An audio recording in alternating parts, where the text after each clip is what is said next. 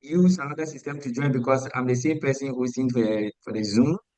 So let me use another system to join so that I can do my presentation through that. All right, Doc. Thank you. Well, it looks like there's an echo. I don't know. But is it okay now? It's okay now. Yes, Yes, please. It's okay. Yes. okay now. Okay. All right. All right. Then I will share my screen and then we'll move on from there. All right. So my presentation is basically on the internship app. We are going to look at how to enter our details if we have received assurance from the schools. And I believe most of us have already started and you're already in the school. So we want to collect those information where you are. So just follow these steps and then you just enter the data for us to be able to capture so that when we can come in there to, assess you. All right, so I will share my screen. Uh,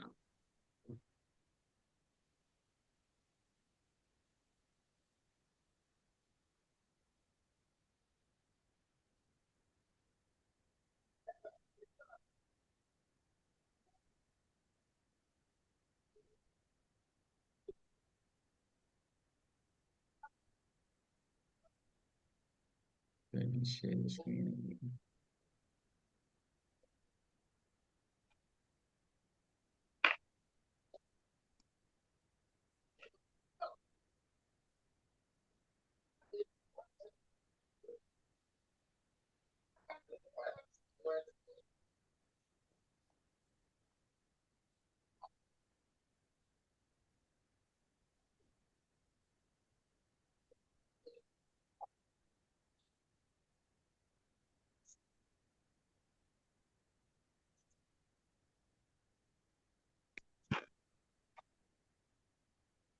Just a minute, please.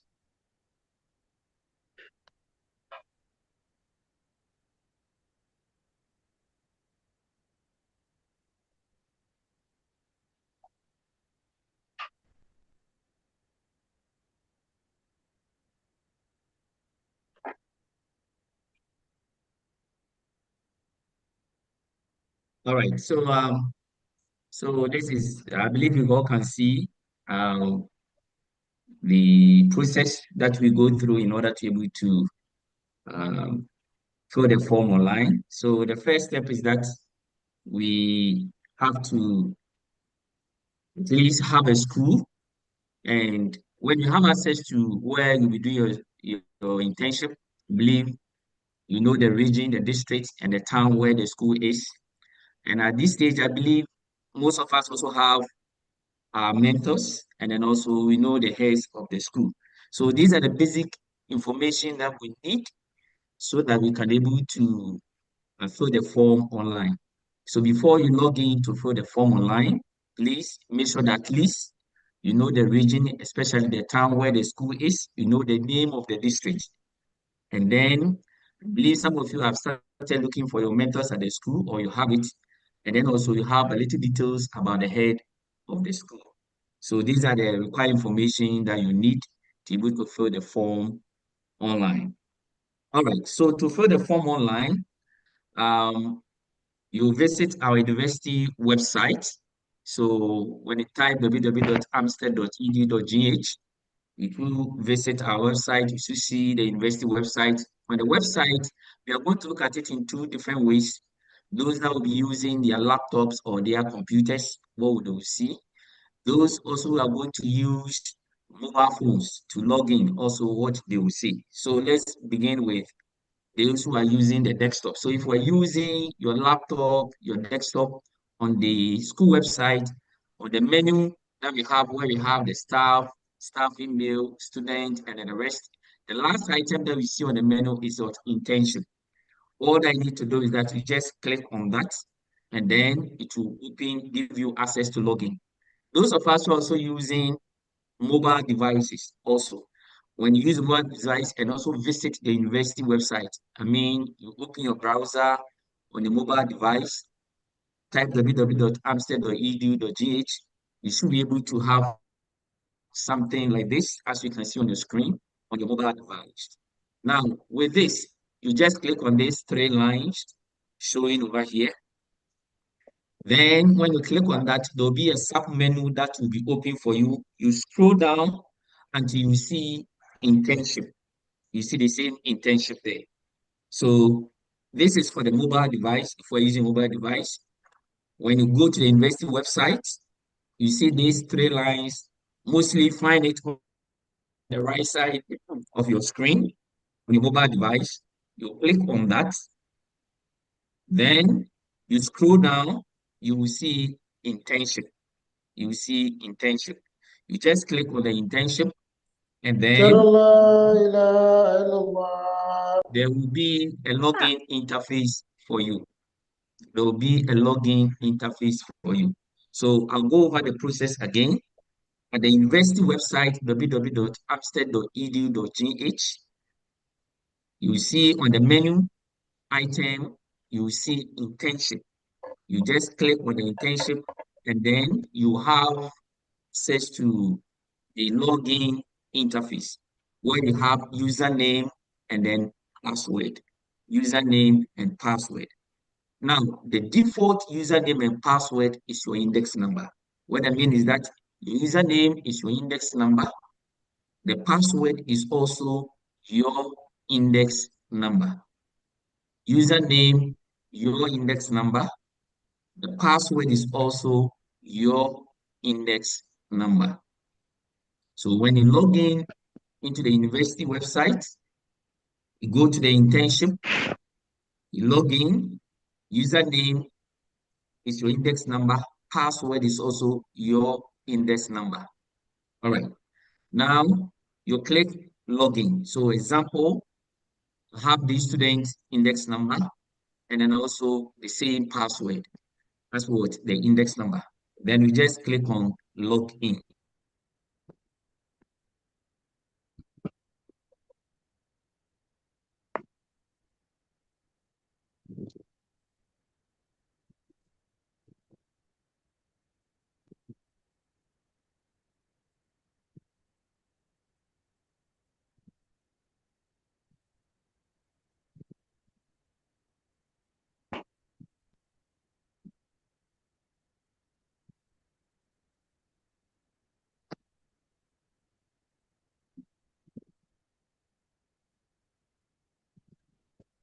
Hello, Doc. Hello, Doc. Yes, I think the Okay, host Siri. have, yes, my network dropped. Somebody is now the host.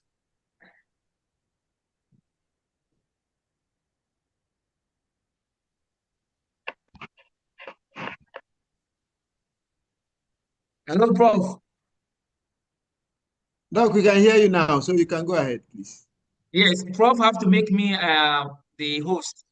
The host is now with Prof. So if you can make me the host.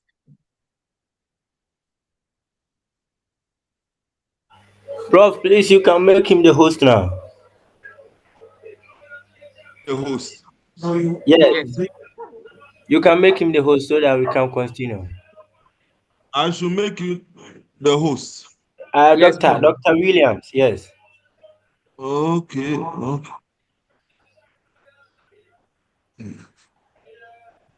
Let me see. Uh-huh.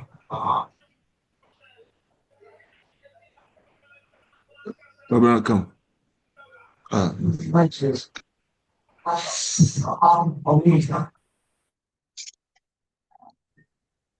Right, Prof. So we click on my name. Doc, you can click on his name by making him the host.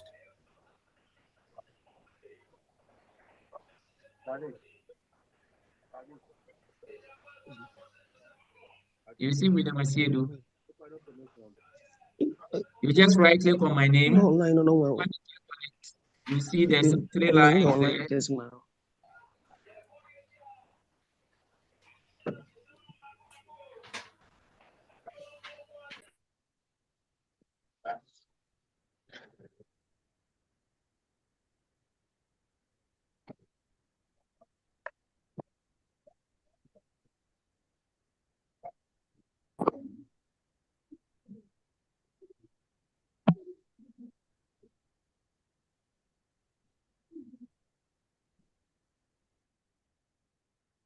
So Okay. that's it. It has been done. Okay. Thank you very much.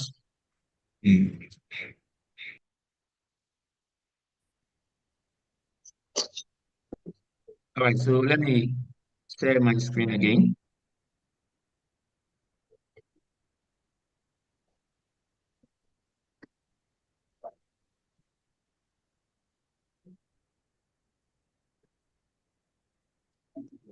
Go, Kotoko, go! Kotoko, go!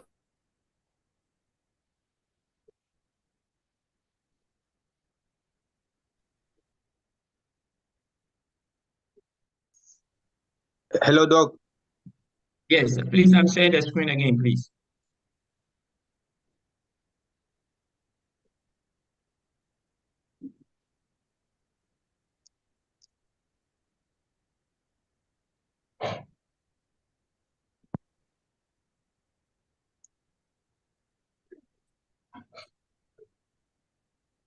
All right. So thank you very much. I believe you can see the the screen also again. So let me just quickly go back. As I said, you visit the university website, then you click on the internship. You click on internship. Then on the internship, there'll be a login interface. Now the username is your index number. The password is also your index number. Then you click on login. So I'm using one student as an example. So you click on login. So when you click on login, there will be an interface like this, whereby you have the number of days that's the period I have given to you for registration. So you have the registration period, which after that the system automatically log you off, where you cannot change anything within what the system again. But within the days, number of days given, you can able to do any changes as you want. Right. So we have where you can click also over here, where you have your name, you can see your profile. You can also have change password, you can also sign out. So over there, you can click to change the password. As I said, the default password is your index number. So you click in where your name is or where your picture is, then you just click on change password and then set a new password for us. Right. Very important thing is that you can go also to your profile and then also type in your, especially your email address, so that if you forget your password, you can use it to reset your password. All right. So if we click on that profile, you will see basic information about you. Your full name will be there, your index number, your faculty, your program, everything will be there. And then also where it was created, you see that basic information about you. All right. Now, the next one is that we can also change password. As I said, for changing of password, you click on that, reset the password as you want so that you can use that one to log in. But as I said, the default password currently is your index number. Username is also your index number. All right.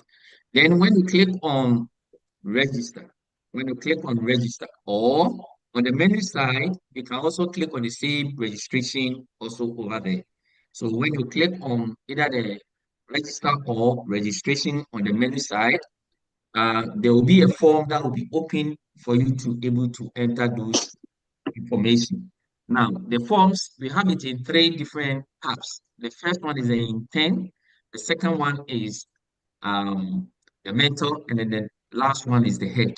So the intent section is basically about you. The first thing you have is your index number, your full name, your department, and then the program. You may not be able to change this. The only thing that we can do over here is that you have to enter your gender, then your email address, then you have to provide us with the region. So all the 16 regions are there. That is where you are having your internship, please. So for example, if I'm having my internship in Ashanti region, I scroll down, select Ashanti region. If I'm having at the Western North, I scroll down, select Western North. So you select the region. Then when you select the region also, you need to also select the district. So all the districts are there. So you make sure that you select the district. It's very, very important because the supervisors are mostly assigned based on the district. So for example, if we select maybe Ablekuma Central as a district, and then the region, you go and select a different region, then it means that the person may think that you are in Ablekuma, but meanwhile, maybe you are in a Ashanti region. So you have to be sure of your district name as well. All right. So you select the region, and then also you select your district. Then when you are done with that, you need to also give us the town where the school is. You also have to give us your contacts. You also have to give us the name of the school, the address of the school. All right. We want the name of the school in full. So you don't have to write, for example, Amstead. You need to write it in full. You need to write everything what in full. Make sure that you don't write the school dot name. You want the full name of what? The school. Make sure that you write it. And then you give us the school address. So the basic information that we need here at the intent section is that we need your gender, we need your email address, we need the town where the school is. Then also we need the region where the school is, we need the district where the school is, we need the address of the school, then we need the name of the school, the name of the school, and then also your contact, your phone number. So if you have more than one phone number, when you type the first phone number, use the /, then you type the second phone number. Please, these phone numbers are very, very important. When the supervisors are coming, that is when they are going to contact you with it. So please provide us a correct phone number. If you have more than one, use / to separate the phone numbers. When you are done with this information, you make sure that you click on save. Make sure that you click on save. When you enter your gender, you select your gender, your email address, the town where the school is, the region where the school is, the name of the school, the address, and the district of the school. And then your personal phone or mobile phone numbers. That is, if you have more than one. Then after that, you click on save. After that, you click on save. All right. So when you click on save, it means that you are done at your section. That means that we've got where you are going to have your internship, the school, the town, we have those basic information. Now, the next one is about your mentor. That's the next step. So over here also, we need details about your mentor. So first, we need to select the title of the mentor, then also their qualification, then the mentor's contact number, please, their contact number, then also their full name, the mentor's full name, and then their status. And over here it is about those that are trained and those that are not trained. And I think the next speaker will talk about that. And then the mentor's Momo number, please. If the contact number and then the Momo number are the same, please you type the same thing at the Momo section. Please, we want your mentor Momo number. In fact, even if it is any of the other networks, please provide us with their mobile money number. Please, mobile money number. Do not put your mobile phone number there or your Momo number there, please. You want the Momo number or the mobile money number of your mentor. Very, very important. Right. When you are done with that details, you also click on save. Save. All right. Then the next one is also the head. And this is also the same information. You provide the title of the head of the school, qualification, then also the contact of the head, full name of the head, then the status, and then that of the head's Momo or mobile money number. You provide that. Very, very, very, very important. Please make sure that you provide us these details. The contact is the same as their mobile money number. Please provide the same information over there. Very, very important. Please, you are not supposed to put your Momo or your what do you call it, your phone number over there. It is the phone number of the head, is the phone number of what? The mentor. And during that is what the investor is going to use to pay them. And during the payment, they will check if the name doesn't match the number, they will not be paid. So it's very, very important. Please, their Momo number is very, very important for us. All right. So if we are done with that of the head also, just click on save. It means that you are done. It means that you are done. So we have the details about yourself. We have details about your mentor. We have details about the head of what? The school. So if I receive assurance letter, you have all the details. Please just log in into the system and then just fill the form with the details as you have from the name of the head, and then also the name of the mentor with their contacts, and then also your details, the name of the school, the district, and then also your contact phone number. And when you are done, also over here, also you click on save. You click on save. All right. So if we are done with that, with the three main forms, the intern, the mentor, and then that of the head, and you click on save. Very sure you can just come and then click on registration summary. Registration summary. Okay. You can just come in and click on registration summary. You can click on registration summary. Click on registration summary. When you click on registration summary, we should be able to view the information that you have entered. You should be able to view the information about the mentor also over there. And then you should be able to view the information about also what? The head. If you are provided and if you click on summary and you can see all those details, you are rest assured that the information has been received at the center. And therefore, definitely somebody may come in to come and then supervise you. All right. Thank you very much. But I'll quickly go back again, especially from the beginning. Again, just a quick one. So please, to enter your details about the school where you have your internship is very, very important. That's the information that the center needs so that they can assign a supervisor for you. Please, you visit the university website, www.amstead.edu.gh. Then on the menu on the university website, at the top banner section there, you will see internship. You click on the internship. If we're using mobile phone, as you said, there are three main lines over there on your right corner, mostly on the screen of your mobile device.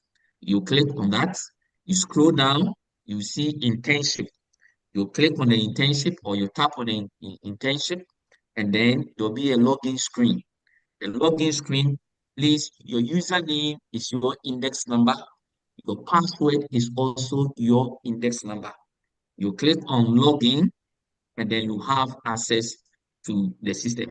Now, currently, because we have all started the internship, you are given only 3 weeks. So I'm just going to demonstrate by logging into one of the student accounts, and then we'll see the number of days that have been set for you. So I'll stop sharing this screen, and then I will just quickly go back and then maybe share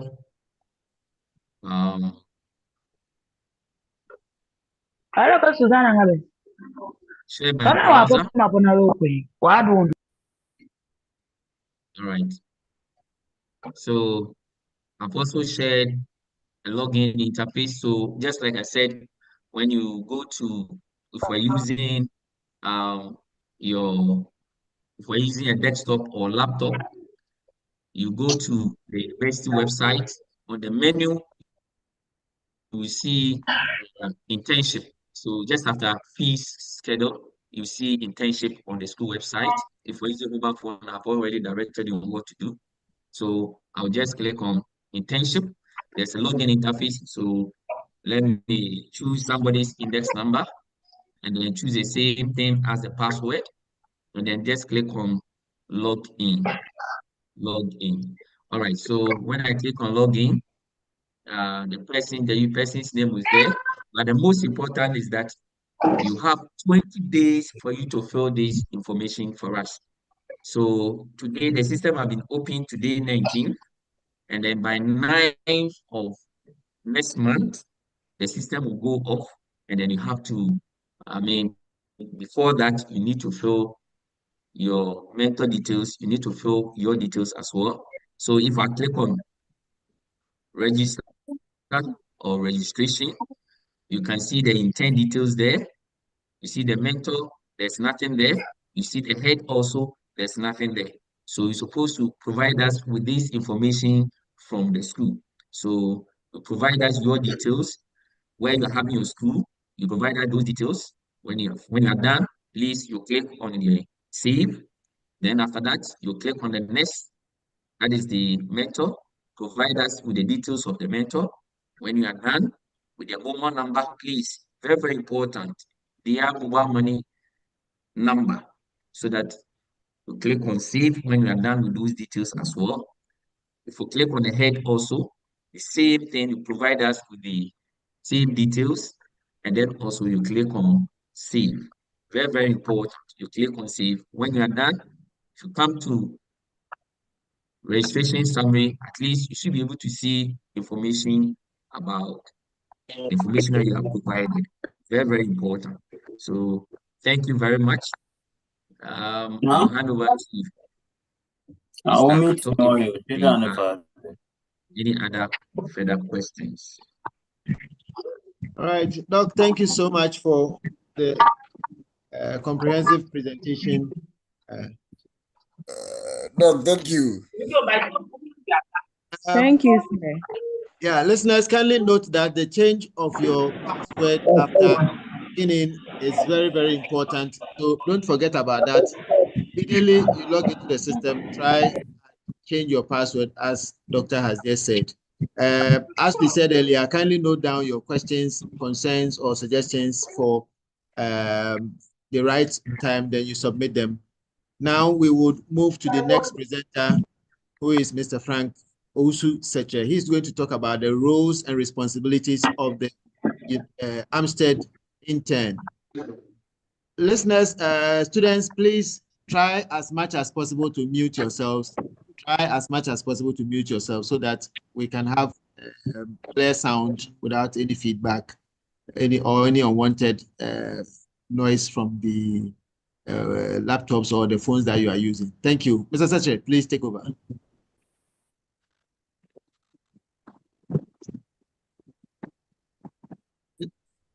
Please unmute yourself. Yes, please. Can you people hear me? Yes, sir. Yes, sir. All right. Let me put my video on. Yes, Right. sir. Yes, sir. Thank you very much for Yes, your sir. time. And I wonder whether you can see my slides. Yes. Can you see the slides, please? Yes, sir. Okay. Yes, sir. Yes, sir, we can see. As you can see, I am to talk about the overview of the school internship program, specifically roles, responsibilities of the intern or the mentee. All right, and so this is going to be the presentation outline.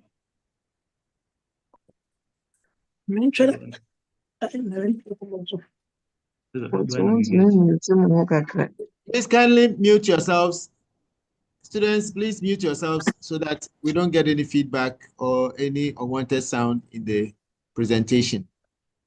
All right, Mr. Owusu-Sechere, please, you can go on. Okay, so this is going to be the outline. We'll look at definition of the school internship program, some types of internships, some terminologies, what to note as an intern, what qualifies you to be an intern in Amstead, planning and procedures, details of mentee, mentor, and the head of school. Then we'll talk about responsibilities of an intern, and things that you need to do for assessment.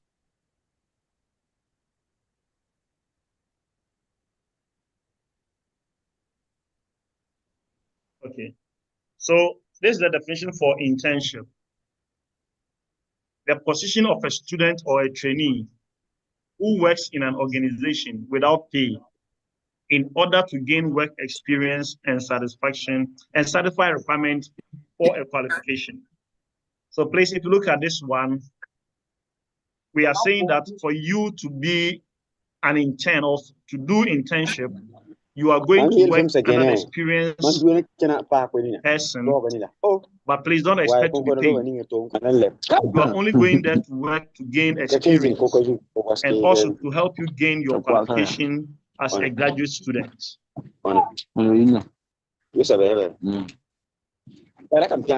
Please note, when you go there as an intern, it offers you the opportunity for career exploration and development, and to learn from an experienced person, to learn new skills from an experienced person.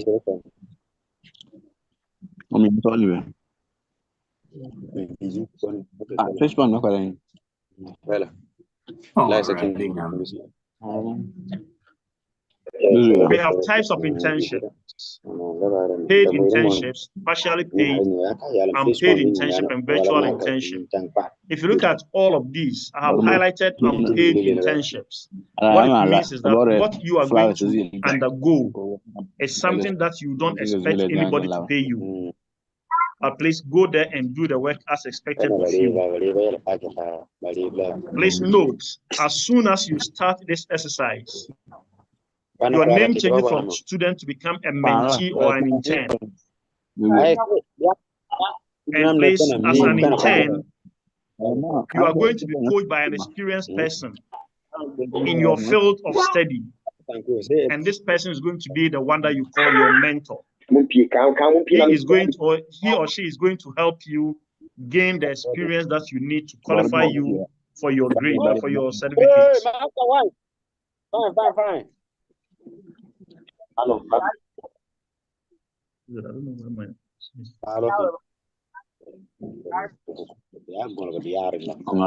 Please, what to note? Previously, we used to have what we call off-campus teaching practice. This was when the teacher goes only to the classroom. Someone is disturbing. You go to the classroom, teach, and then come back home. We are saying that has given way to an apprenticeship or on-the-job training model.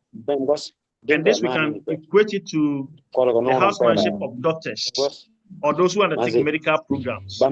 We all know after their training, they go for something that we call housemanship, which is for them to go to any hospital and work under an experienced person. For instance, if the person is trained as a surgeon, he goes to work under a surgeon to gain experience. So you guys are going to the field to work under experienced people, and these people should be in your field of study so that you learn and gain experiences from them.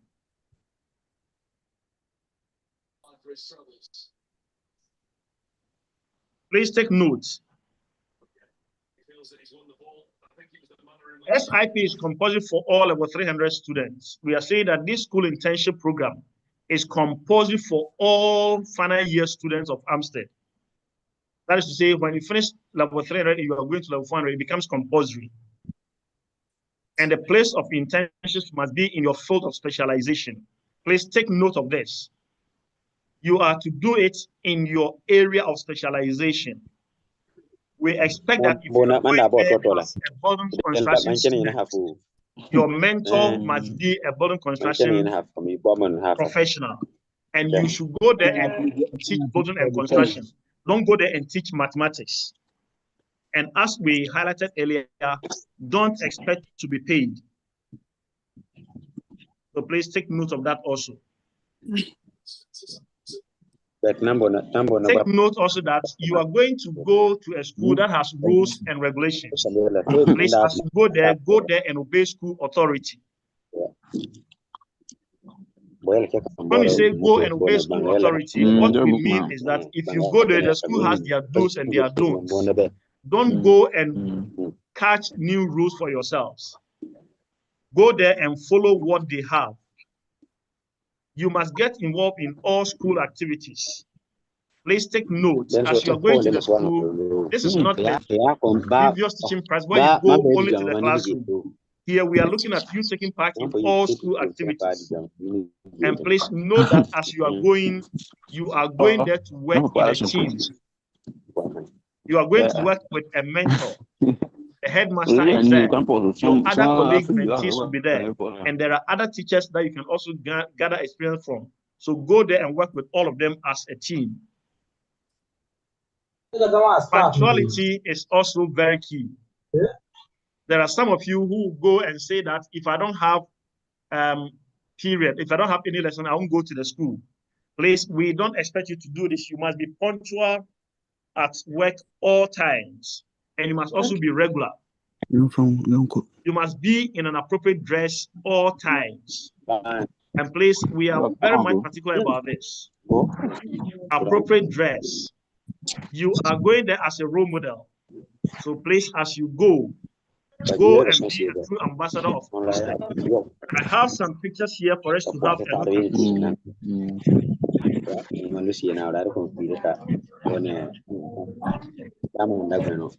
We've seen some lady teachers in the classroom. So if you look at the way they are dressed, like that. Nobody will tell you that this is a cause for worry. Because most of the teachers the students that they are teaching, they are focused on what they are teaching or what they are dressing. And we don't expect you to go to the schools dressed like this. It's a lie. The students will not concentrate. So if the person is having body like this, in fact, I'm not a man, but I will not concentrate. I'll be admiring the ladies dressing. Look at that bareback. Is there? Okay. Look at this one also. You can see the same thing as we saw in the earlier one. So please, let's be careful. As we go there, let's go and be good ambassadors of Amsterdam. What qualifies you to be an intern? Please, the fact that you are in level 400 does not mean you're qualified to take the internship. But please, we are saying that for you to qualify, you must have completed the 6th semester of any program that is run in Amsterdam. So we are saying that if you are a language student, you are reading BA English, you might have gone through semester 1, semester 2, semester 3, 4, 5, and 6 successfully. And that we say you must have passed all courses by the 6th semester. Pass the pre-internship seminar. So please take note. If you do not pass the pre-internship seminar, you don't qualify to take the internship. And then also register for the internship program after paying the approved fees. Please, sometimes in Amsterdam, the rule is that if you pay 70%,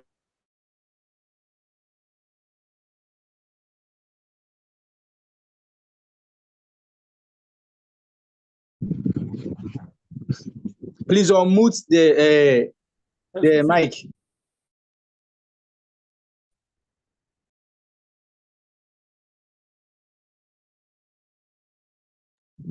Please, the host.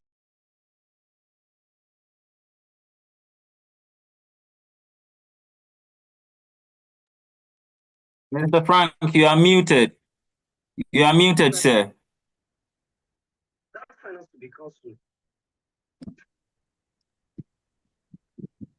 Hello. Hello. Okay. Please, we are saying that in Amsterdam, there are times that they say that if you pay 70%, you can register. If that is what is reigning now, they say 70% is what you have to pay. Make sure you've paid that one before you qualify to become an intern.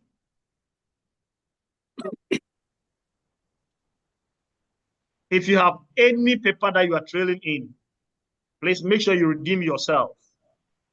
And then you need to pick an introductory letter from ITPDLL. In fact, we gave you letters to go and look for your schools to seek for a place in the school. You have done that, but we expect that when you pay your fees, you need to pick another letter from us to introduce you formally to the school that you are going to. And then please choose a school of your choice. We are not going to choose the school for you. You have to choose a school that you think you can work in. And a friend of mine has always been saying that mostly he will advise that choose a school that you want to work in after your graduation so that you go there and distinguish yourself. Choose a mentor in your choice of school or a nearby school. Ideally, we want the mentor to be in the school that you are teaching. But in cases where the mentor is not available in your school, then we suggest you can choose one from a school that is nearby. And nearby, we mean one that is a walking distance. And then get clearance from the school head. Collect details of mentor and head of school for ITPDLL. That is to say that Dr. Ashedu has asked you to fill it on the app. Please collect and provide us those details in the app so we can be furnished through that.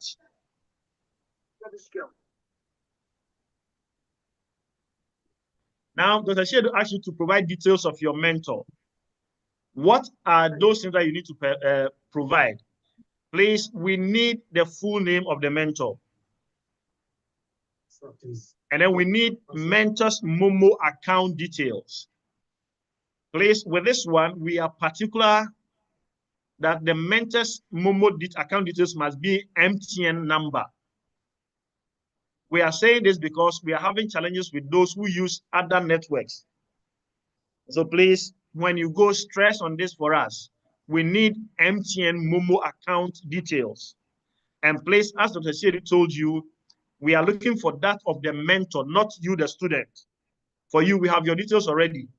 So don't worry us with those details again. Then let us know whether the mentor is trained or untrained. Please, this is to say that the person has undergone a training in mentoring organized by Amstead. If the person has not undergone any such training, then the person is said to be untrained. If the person has undergone such a training, then the person is said to be trained. So please provide us those details also.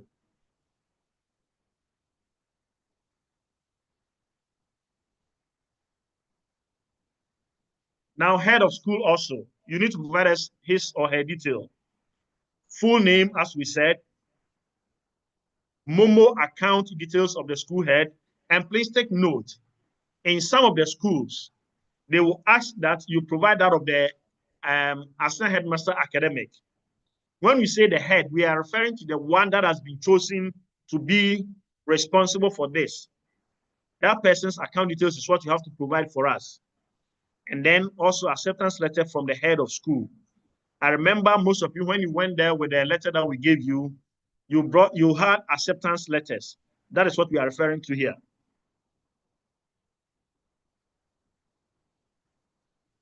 And please, we need your personal details also.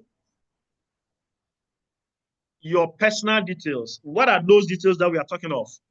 Your full name. And please, it should be in this order: surname first, followed by your first name and other names. For instance, I have 3 names, Frank Osu Sechere, but in this order, I will write it in such a way that my surname, which is Sechere, will be the first one. My first name is Frank, and then the other name is Osu. So in this case, it's going to be Sechere Frank Osu. That's how we want you to also arrange your names for us. And please, we are also particular about your index number, but please, we want you to write it in full. Some of you will just write the last 4 digits and leave the rest. Please, we need your full index number. Then we need your telephone number that can easily be reached on. Please take notes. Assuming you are at a place where the network is not good, and you know of somebody in a place that is nearby, and you have the person's contact, please, you can add that number to the one that you are providing for us. But please, let the person be aware Because if we call, sometimes you call and the person gets angry. For instance, if you are adding your husband's number or your wife's number, please explain to the person very well so that we will not have to answer questions that we are not ready for. And then please, we also want you to write name of school. And here also, we want the name as it appears on their letterhead. Please, you don't want anything like short forms. For instance, you say KSTS, AMAS, but we want you to write something like Atrebuana Salvation Army Junior High School or the Pepesu Model Senior High School. We want the full name written, not in short forms.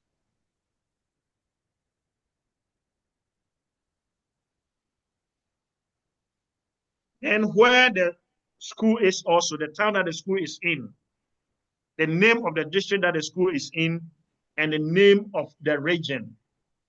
Please take note. Now, Ghana, we have 16 regions.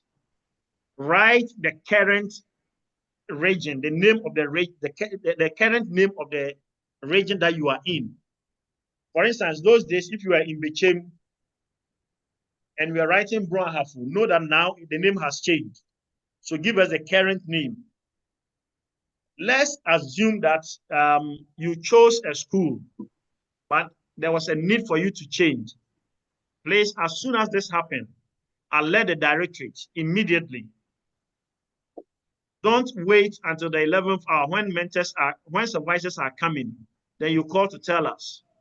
It will be good you inform us before we prepare the documents for them. So please, in case there's any change, alert us. Now, what are some of your responsibilities as an intern? The first one is that you are to report to your school of internship. Arrange with your mentor to pay a courtesy call to the head of school. Please, this is very, very important. The very moment that you report in the school and you assign a mentor, go with the mentor to show your face to the head of the school. We are saying this because on countless occasions, you go to some schools, you visit the headmaster and they tell you, I don't even know there's anybody here. Please, we don't want that to happen to you. So go and let the head be aware that you are in the school. There is also time for you to observe, and we are prescribing 1 week observation. And please, we are talking of classroom activities and also the school culture. You might be coming from a school or you attended a school somewhere. You are in a new school, so you need to know the culture of the new school that you are in so that you don't fall foul. Learn about the system of the school, the resources available, facilities, what is expected of you as an intern, as well as other important information from your mentor. Please take note of this. The system, the resources, for instance, so that when you are teaching a topic that you need a resource to help you, you wouldn't need to carry some from home to the school when the school has it. So please acquaint yourself with all this and then obtain your timetable as well as the school calendar and teaching schedules. This is also very, very crucial so that you know the ins and outs of what to do. Follow your mentor to the classroom to observe their style of teaching. And please note, as you are there, when you get the chance to teach, produce videos or audios of your best teachings. This one will be added to your portfolio later on, and Mr. Aflebwati will talk about that. A good video of your teaching. Please present that one also, or record that one and put down. Maintain ethical and professional relationship with your mentor as well as students. And please, in case you don't know, now GES has sexual harassment policies and other policies in the schools. If you go and you don't acquaint yourself with them and you fall foul to it, they will not say you are an intern, so you'll be spared. So please, let's observe some of these things also.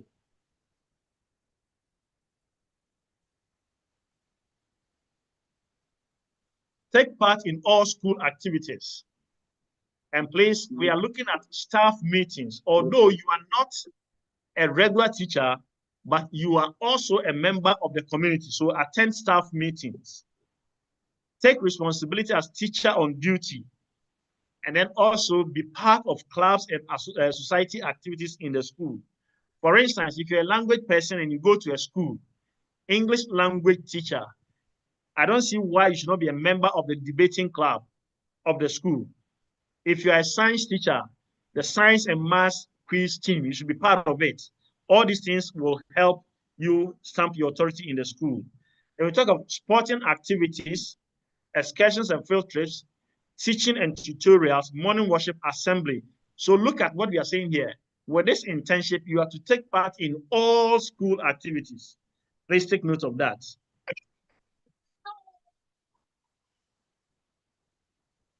Please note also that after everything, you'll be assessed as an intern.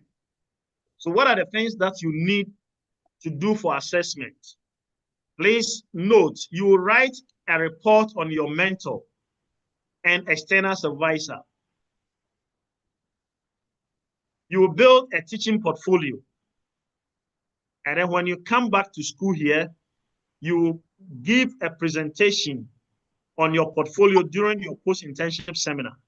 And I'm happy to say that Mr. Fulebwati will talk extensively about these things, so I will not waste a lot of energy here.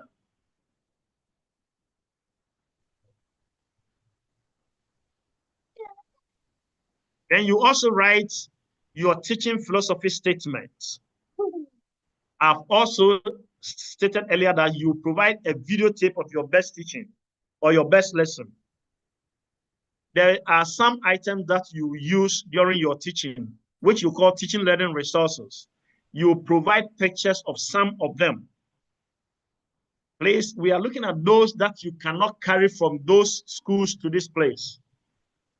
If it is something that you can carry, for instance, you used a chart or a picture, that is something that you can carry. That one you can bring it and add to your portfolio.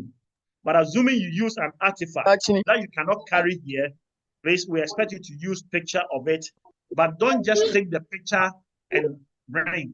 Let us know the topic that you use it to teach, the day that you taught the lesson, and I'll also be glad if you be by the picture, by the item, to show that you actually used it. Other than that, you will download things from the internet for us.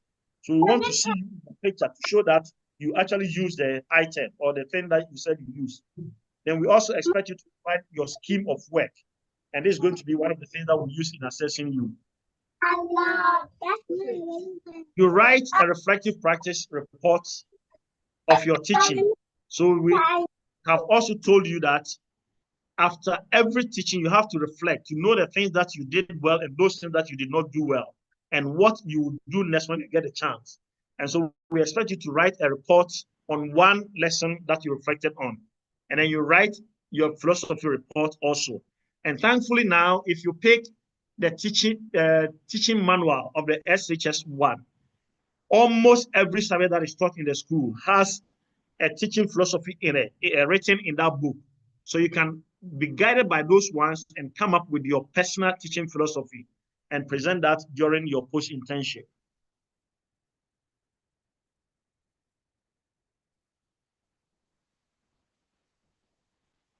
Items you'll be provided with.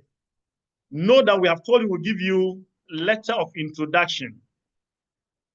You'll be given a white book and student internship handbook. This one, we have given you soft copy already during your pre-internship. So please take note of that. Please, there is something here that I want us to think about. What makes a bed beautiful? In fact, if you look at this bed that is here, if I should ask you, is this bed beautiful? I know you will say yes, but what is making the bed beautiful?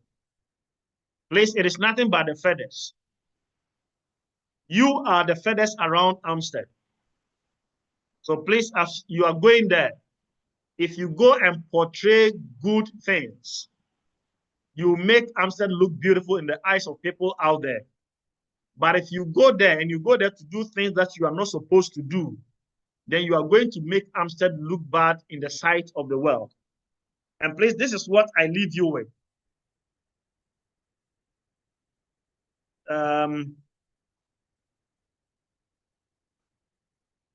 Ammon.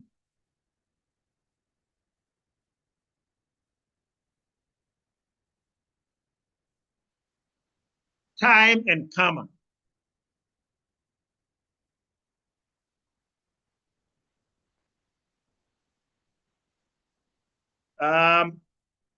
Yes. If you look at this thing that is here, you've seen that I've highlighted a portion yellow. But before you get there, there is something that you need to take note of. When a bird is alive, it eats ants. When the bird is dead, ants eat the bird. Time and circumstances can change at any time. Please note, you are going to stand in front of people to teach. As you are going, please know that a time will come where you will also be under their feet when they are teaching you. And so what I've highlighted yellow here is saying that don't devalue or hurt anyone in life. You may be powerful today, but remember, time is more powerful than you. And there is something that I read about Nelson Mandela when he went to a restaurant one day to eat. And then he invited somebody to come and sit by him. This was when he was the president. This man came and sat by Nelson Mandela, but he could not eat. He was there shaking. And then one of the guys who was sitting with Mandela said, this man is sick, he cannot eat. And then Mandela passed a comment. No, that man was the same prison guard who will always come and urinate on my head after every torture. Now he was trembling because he was afraid I'll reciprocate his wicked gesture. Please take note. When you go there and you are teaching the children, if you do them good, remember in future they might also do you good. But if you do them bad, they might not behave like Nelson Mandela. Maybe they might also pay you back in your own coin. So I expect you to go there and be good ambassadors of Amstead. Go there and raise the flag of Amstead higher. This is where I end my presentation. But before I end finally, I have this number here. Please, in case you want to communicate with us, you can contact us on any of these numbers. The MTN number there is my personal number. The Voda line there is the office number. So please, you can send us information through any of these lines, and we are there to help you. Thank you so much, and God bless you. Thank you so much, Mr. Owusu, the head of department for STS and internship, for that Thank you very much, nice presentation. I believe that taking note of all the pieces of advice. I am so touched by the bird, the philosophy about the bird. We are the feathers of that bird. Sometimes some students forget about themselves, and then they will be using some negative names for their own university, thinking that the university belongs to the lecturers or management. But you are the one who is carrying the university on your certificate to look for a job or wherever you go. And so the name that you give to the university is on the certificate where you take it to. So let's give a bird a very beautiful color so that people will appreciate that bird. We will now move on to the next presentation. Don't forget that any question you have, any concern you have, you just have to write it down. You have been given the contact numbers. Kindly, you can send them via WhatsApp or the presentation. We'll give you some short time to make your, the next presenter is trying to right. Try to see if you can do it. So, Dr. Koto Asare would do the next presentation. With the names that the Mr. Ususeche mentioned, please note that when you write, whenever you write your surname first, there should be a comma after it, because some people have compound surnames. So if you don't bring the comma after your surname before your first name and then your other names, whoever is taking your name may make a mistake. For example, if your name is Abwadi and your surname is Jumo without a hyphen, If you don't bring a comma, whoever is picking down your name might think that the Jumo is your surname. Meanwhile, it is Edu Jumo, which is your surname, without a hyphen. So we always bring a comma after the surname to show that this is the surname before the first name and other names come. So kindly take note of that. This has been creating some confusion for some people and challenges for some people, especially when they are traveling. So anytime you bring your surname first, make sure a comma follows before the first name and then the other names, not surname, middle name, first name. It is never done that way. So anytime you are writing your surname first, there should be a comma after it. Kindly take note of that. I now leave the microphone for Dr. Koto, who will take you through internship-related challenges. Internship-related challenges. If you can share the screen of Dr. Kuto as he takes over from me. Please. Yes. Please hold on a minute as Dr. Kuto Asari share his screen for you.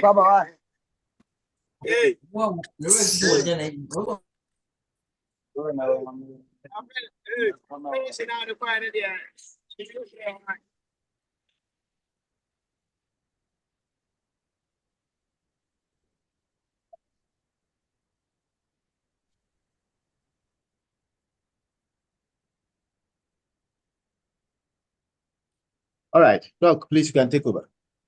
Good afternoon to all of you, and I trust that you are doing well.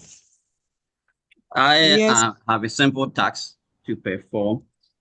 I'm going to walk you through potential challenges that you may be anticipating as you go on for your internship. I am told that unofficially, some of you might have started. Whether that is the case or not, I believe that you might be aware of some possible challenges that you are anticipating as you are going there. I know one major issue had to do with the very first day you were given introductory letter to look for school. I guess that most of you had rejection by some schools, and that might have been an unpleasant first impression.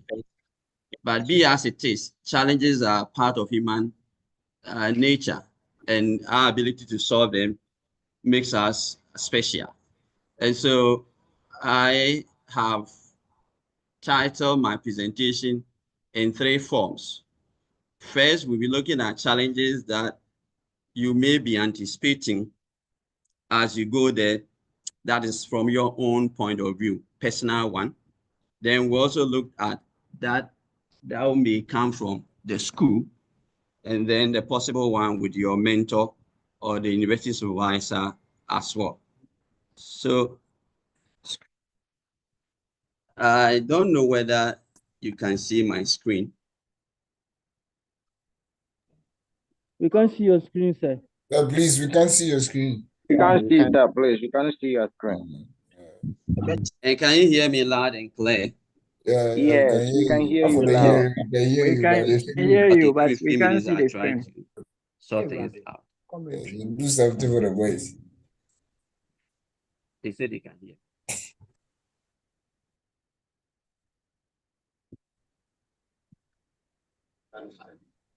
Which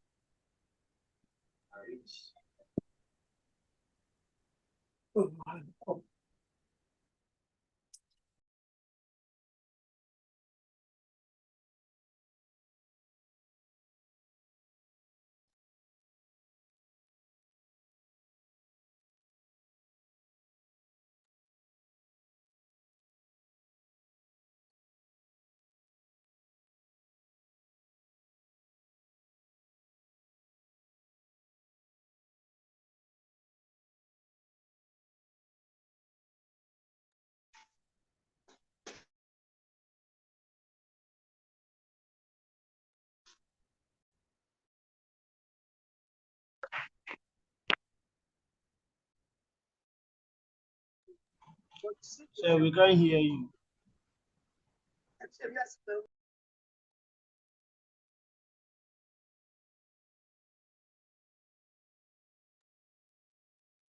So we can't hear you, please.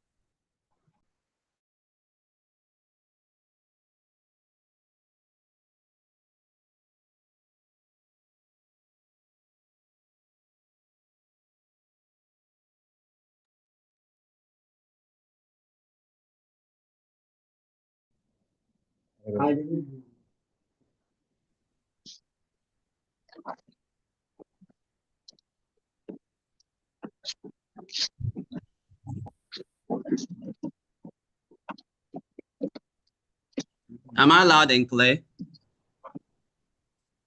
Yes, sir.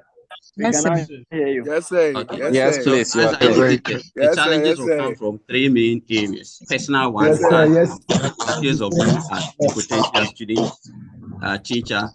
Then that will come from the school. And the last one coming from the mentor or the university supervisor. Now, I think earlier on I indicated that your first challenge would have been the very first day you went to the school to submit your letter of introductory, and you were told that there was no vacancy for you. There was no vacancy for you. I think that was a challenge.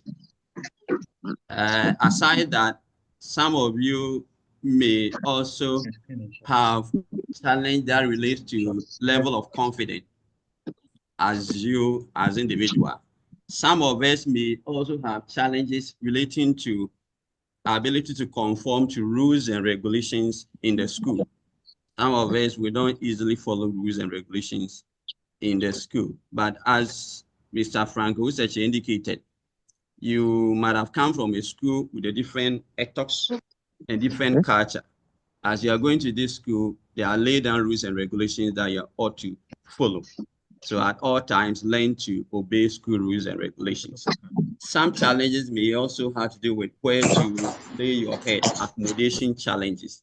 That is why it's always advisable that you select a school that is within your close proximity so that you may not have challenges relating to accommodation. Some may be fortunate to have a school where they will offer you a place to sleep, but many of the schools, even the teachers there don't have, let alone getting one for an intern. Yeah. Then some of you too, maybe the first time you are engaging a supervisor or a mentor, and how you're going to cope with them may also be a challenge. There may be difficulty also relating to you getting yourself involved in other co-curricular activities. Mind you, the internship is not just about being in the classroom, as Mr. Ususechi indicated. You're supposed to be there to engage yourself in school-wide activities. So in the classroom, outside the classroom, and within the wider community where the school is located. Some may have challenges engaging themselves in sporting activities and other co-curricular activities. You should partake in all those activities organized in the school, only and only if you are invited, including staff common meetings, if only you are invited to partake in it.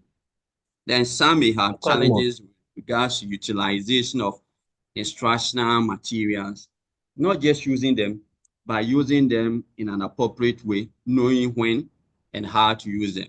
That may also be a challenge, though you have been taking through on campus a number of subjects or courses that you have taken, basically general method of teaching, instructional media, or specified method of teaching. And even through your on-campus practice teaching, you were taking through how to use instructional media or materials in an appropriate manner. But still, I know learning to teach is a process, not an event.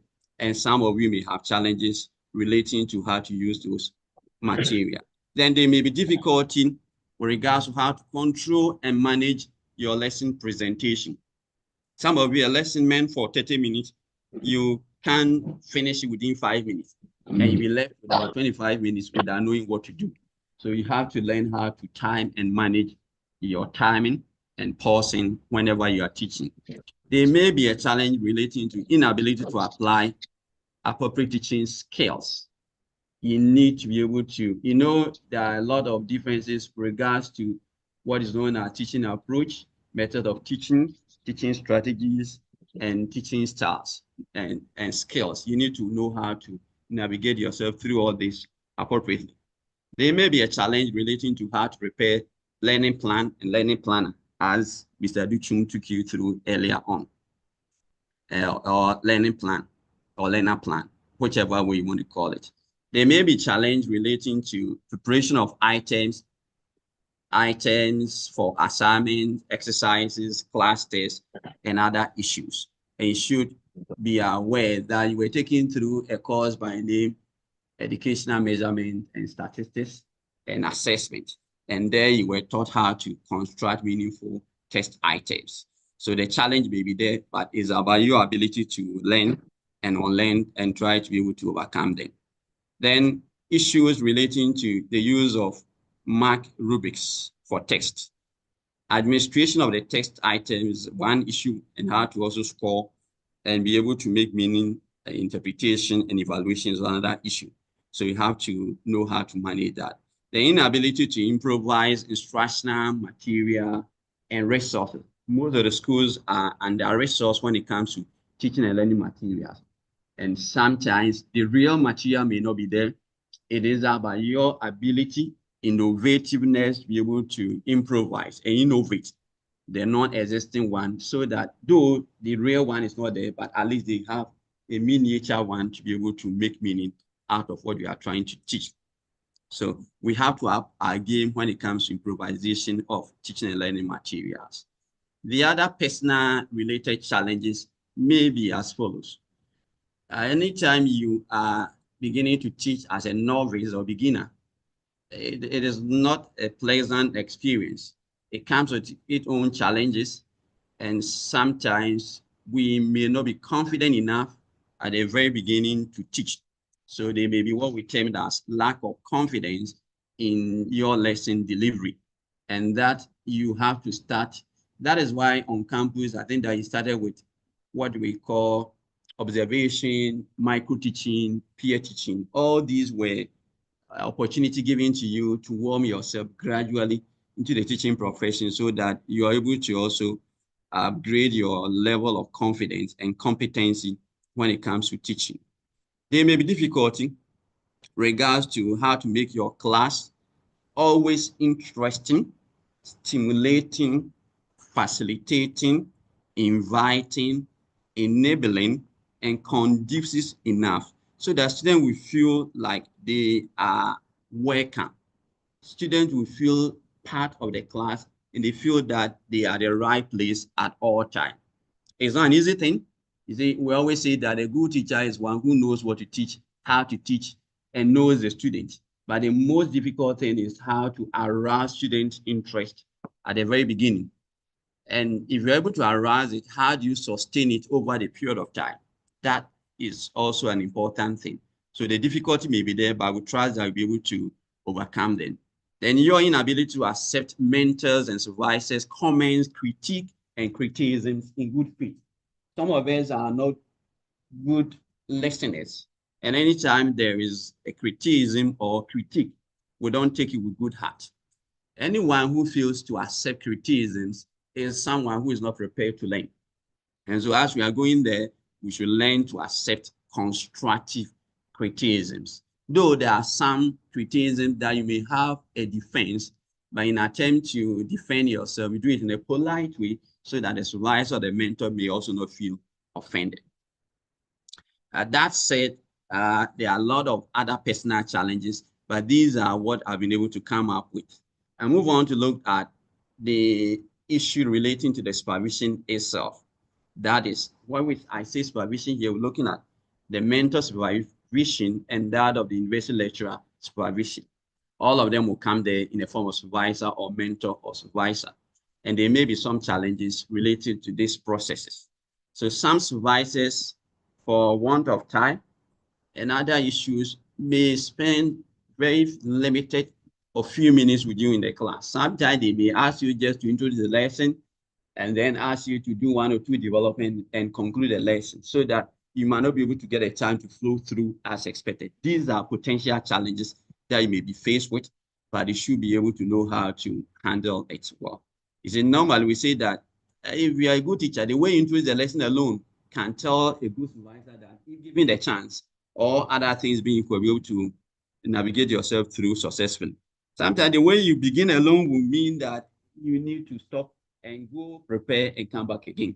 So these challenges may be there, but you should be able to prepare and accept them and overcome them as well.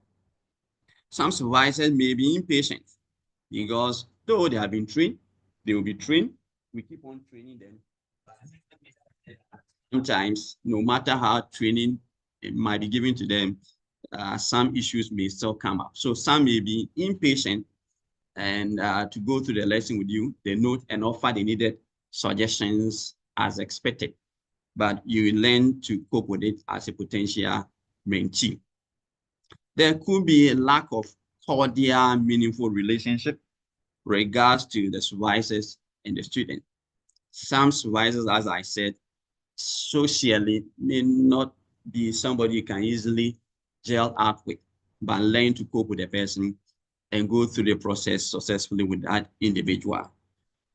Then some supervisors may also not give sufficient feedback on the performance of students to enable you to make the needed corrections and amendment as the case may be. They may point out the issues within, but they may not be ready to guide you to overcome those challenges. And these are potential challenges you may be faced with as a mentee. And when you go there and you are faced with, remember that you were told during the orientation, so it will not be a new thing to you. It is about your ability to handle them well. That makes you a good potential teacher, as the case may be. Some supervisors, when I say supervisors, I'm talking about both mentors in the school and the university lecturer who may come there, may also not offer meaningful supervision and mentoring as expected. Some of the mentors may be too busy, and as soon as you go there, they just leave everything to you to do. And so they will overload all their teaching load to you as a mentee and may not even come to the classroom to help you to manage the student's behavior, let alone being able to teach. So you may have less supervision and mentoring as expected. But if it goes beyond overboard, the institute is always there. The head of departments are always there. Reach out to them. And if they need be, they may ask you to move on to a different school where you have the desired mentoring as expected. But these are potential challenges that you should be made aware before you go out there. The other supervision-related challenges may be as follows. I have even hinted on that. Some supervisors are business-like in nature. They are always outside the school doing their own personal business. So as soon as you go there, they will load all their teaching load, 36 teaching hours a week to you. Meanwhile, the minimum that you're supposed to do is about 12, but they may offload you with a lot of teaching loads. That may affect you in the sense that you are not just there to teach, you're also there to conduct, identify class-related challenges, and then put intervention in the form of action research to overcome that. You're also there building portfolios, you're also there doing reflection, and you're also there learning some potential courses you may be taking in the 8th semester. So if they overload you with a lot of teaching assignment, it may also affect you. But these are real issues that you may be anticipating. It may be there, you may face them, and it's about your ability to resolve them. That makes you a potential teacher. Some supervisors may also not be willing to visit your specific school. Reasons being that the location is hard to reach or some other related challenges. So sometimes they may ask you to meet them in a nearby school and cluster you so that they can have meaningful supervision for you. If it happens so, and the genuine reason, sometimes you have to also cope with that. If it goes beyond you, you may also reach out to the university, the institute in charge of this program, and they will be able to resolve it for you. Okay. Some supervisors may also not listen to anything that the student wants to say in attempt to offer meaningful defense to any query or criticism that have been offered. Just as some students are not good listeners, some supervisors too may not be good listeners. So if it happens, in a polite way, insist on your right and ask the question or put in your right defense in a polite way. Some may also not make available the comment sheet to you after supervision. You know, there are some sheets that are supposed to be given to you detailing out things that were done in the right way and areas that you need improvement or areas for development. In other way, polished way of your weaknesses. All these things should be given out to you as a way to help you to do reflection and also improve upon your teaching. But some supervisors and mentors may not give this sheet to you. These are sheets you are supposed to accumulate them, organize them, and bring them back to campus as part of your portfolio. So you should insist on getting them because it is after getting these comments that will help you to reflect and also improve upon your teaching practices and performance. Some supervisors, as usual, may also fail to explain their comments indicated on the lesson plan or even in the comment sheet. Formerly, we used to write the comments, but now there are some checklists that we take it out. But there are some things that sometimes the handwriting alone may not be even clear and legible to you, and some technicalities may also be in there. So if you read through and have any challenge, in a polite way, try and ask for better explanation so that you know what exactly that he wanted to tell you.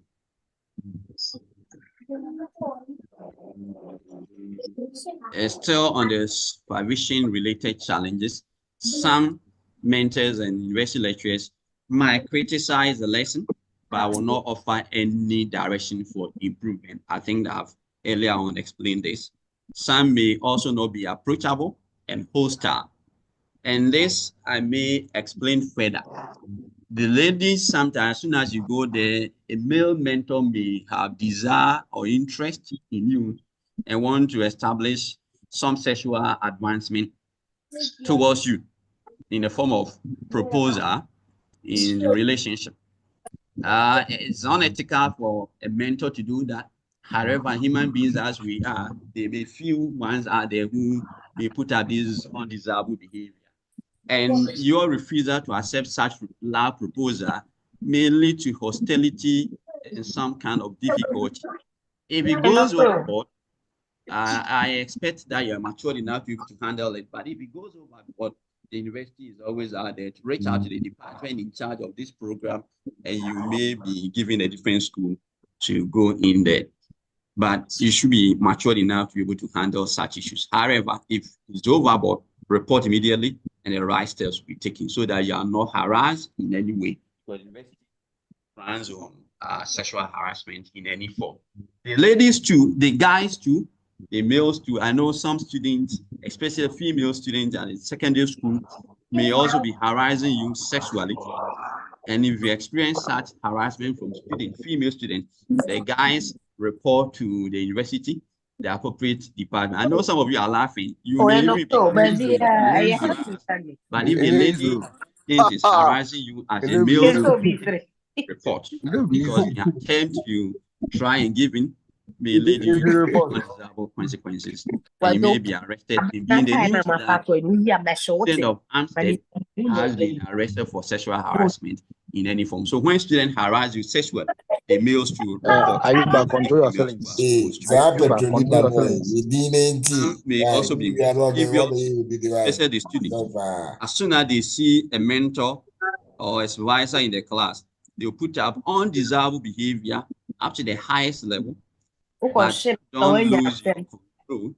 Don't lose your temper. It is about your ability to master that will make you a good student. However, if it goes on to the mentor or the school authority there for the needed action to be taken against such offending students. There could also be presence of some supervisors, the way they make their face alone, too unfriendly in posture, in gesture, may sometimes make you but as we are going there, we are going there to put up the best.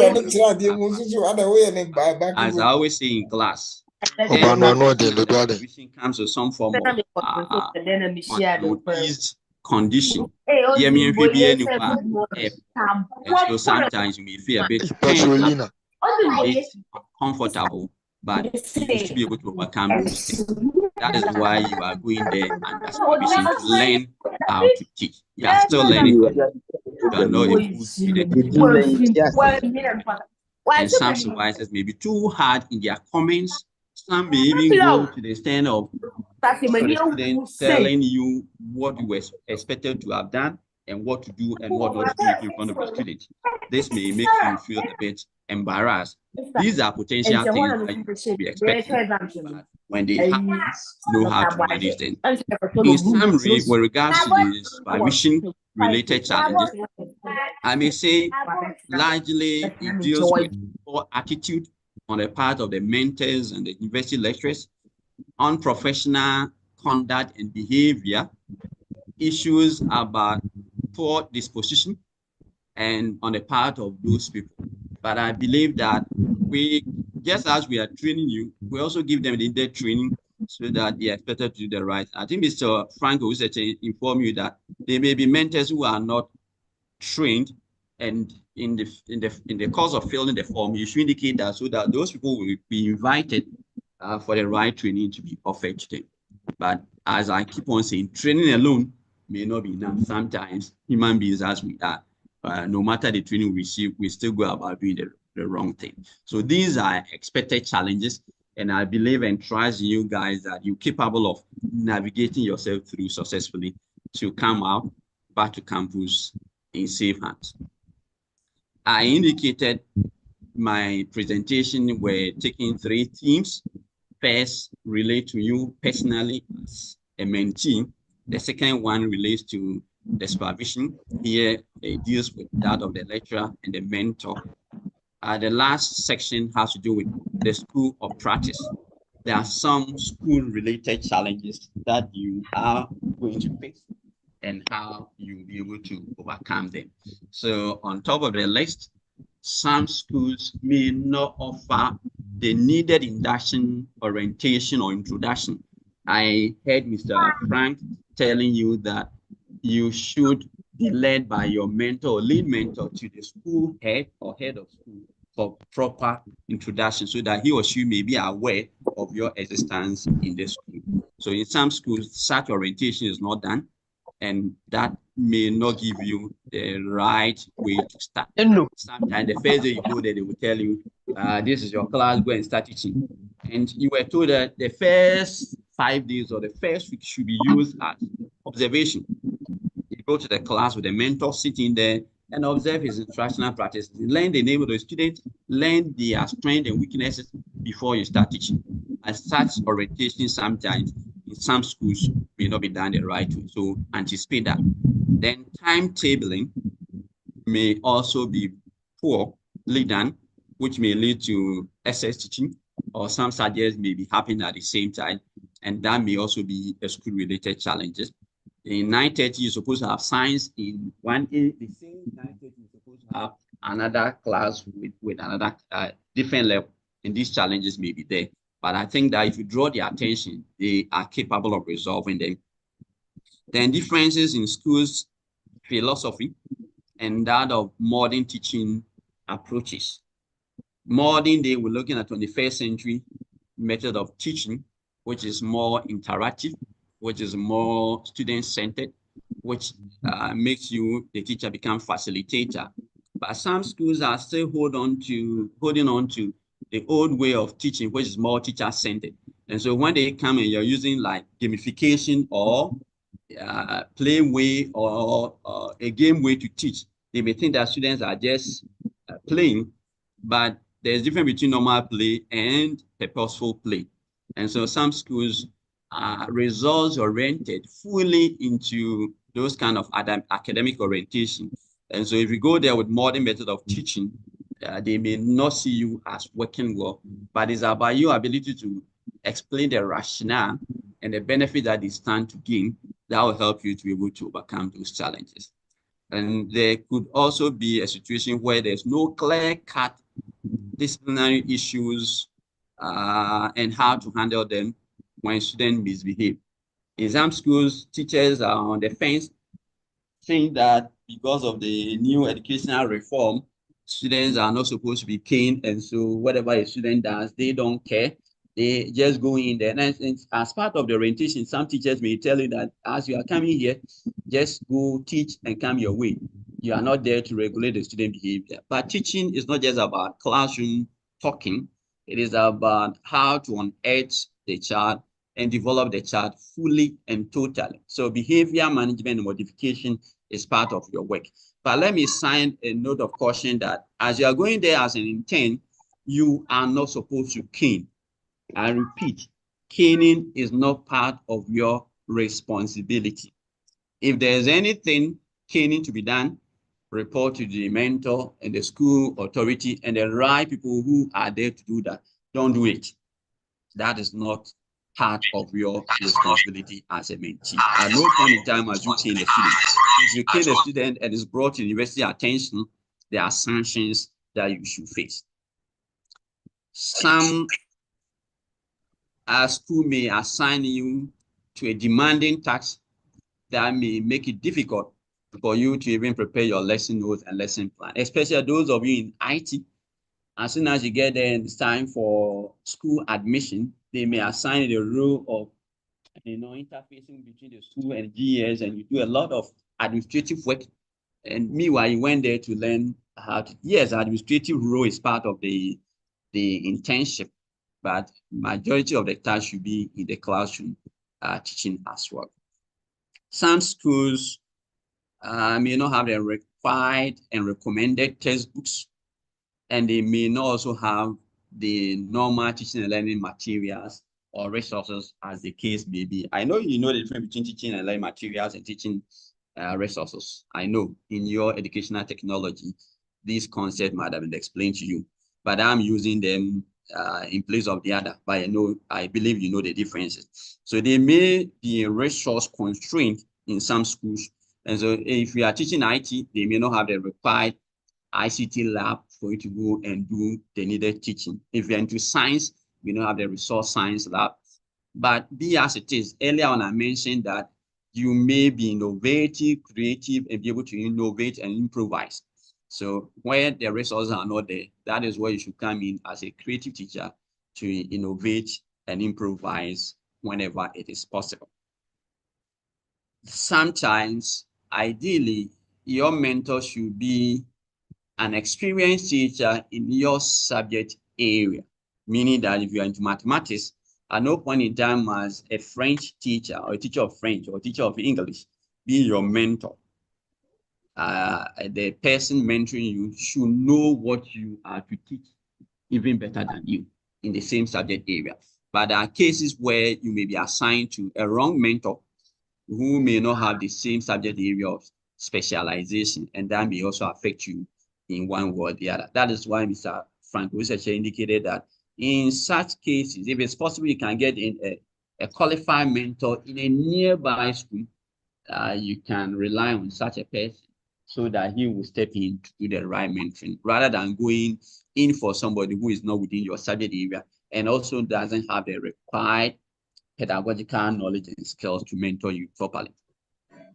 Some students may also be too loud, not cooperative, and disruptive in classroom whenever you are teaching, and that may upset you as a teacher in the classroom.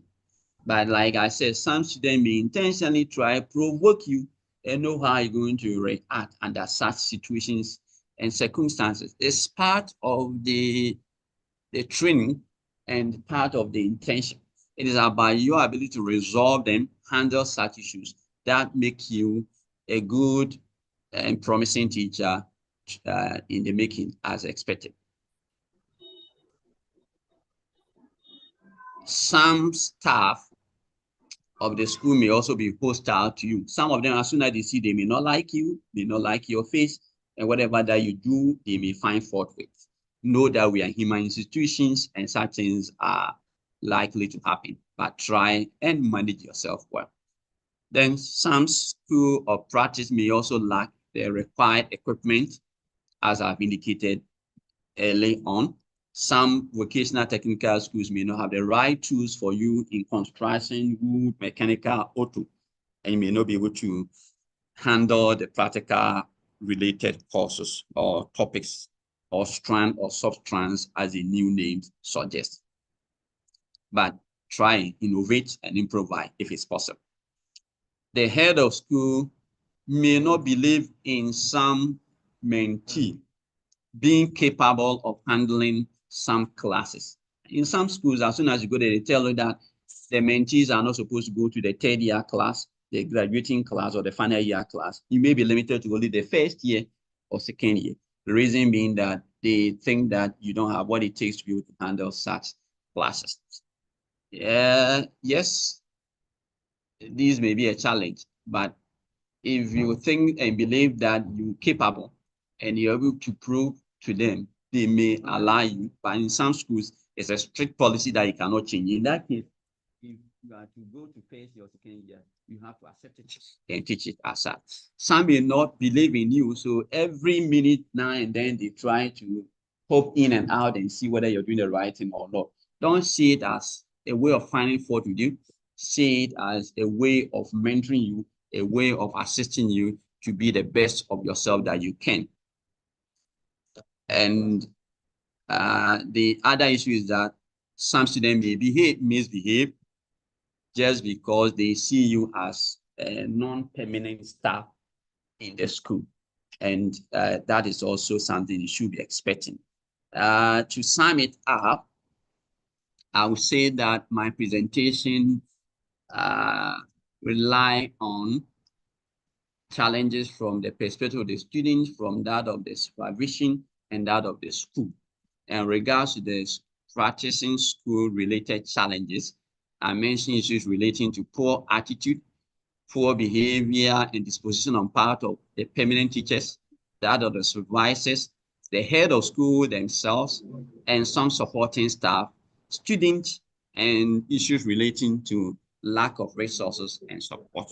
So to end my short presentation, I will say that I expect you to be aware of these challenges, though I might not be able to mention all of them, but these are some potential ones that are up there for you. Be aware and start anticipating them. And when you go there, be resolute, have the right deal and mindset that you're capable of resolving them so that you come out successfully as an intern.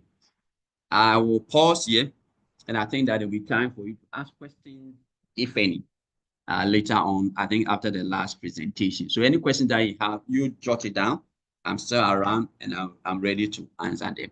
On that note, I thank all of you for listening to me, and I believe you might have taken a cue in one or two issues discussed. Thank you. And thank you, sir. Thank you. Welcome, sir. Thank you so much. Thank you, sir. Thank you, Thank you, sir. Mr. Apoto, thank you. What yes, thank you. What yes, It shows that Thank you, sir. Mr. Apoto. Upon what yes, thank you,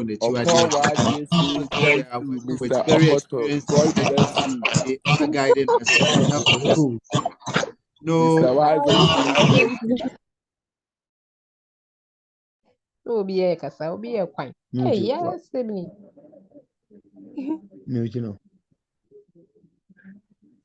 Ja, what you clear?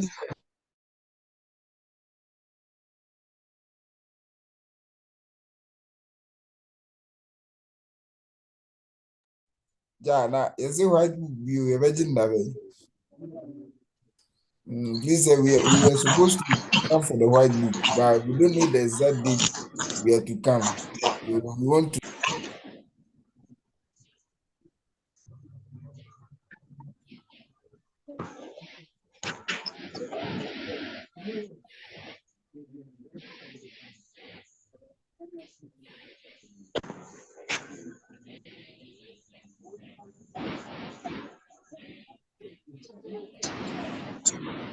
Oh, hello, Mr. Boating.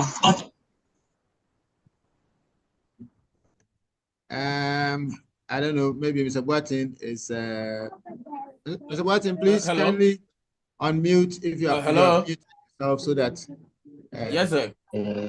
He's supposed to be on. Hello, Mr. Kwati. Hello, sir. Yes, sir. I'm here. All right. So we will take the next presentation from you. We hope that we'll be able to be a bit snappy so that we can go and continue with our other missions for tomorrow. Thank you, sir.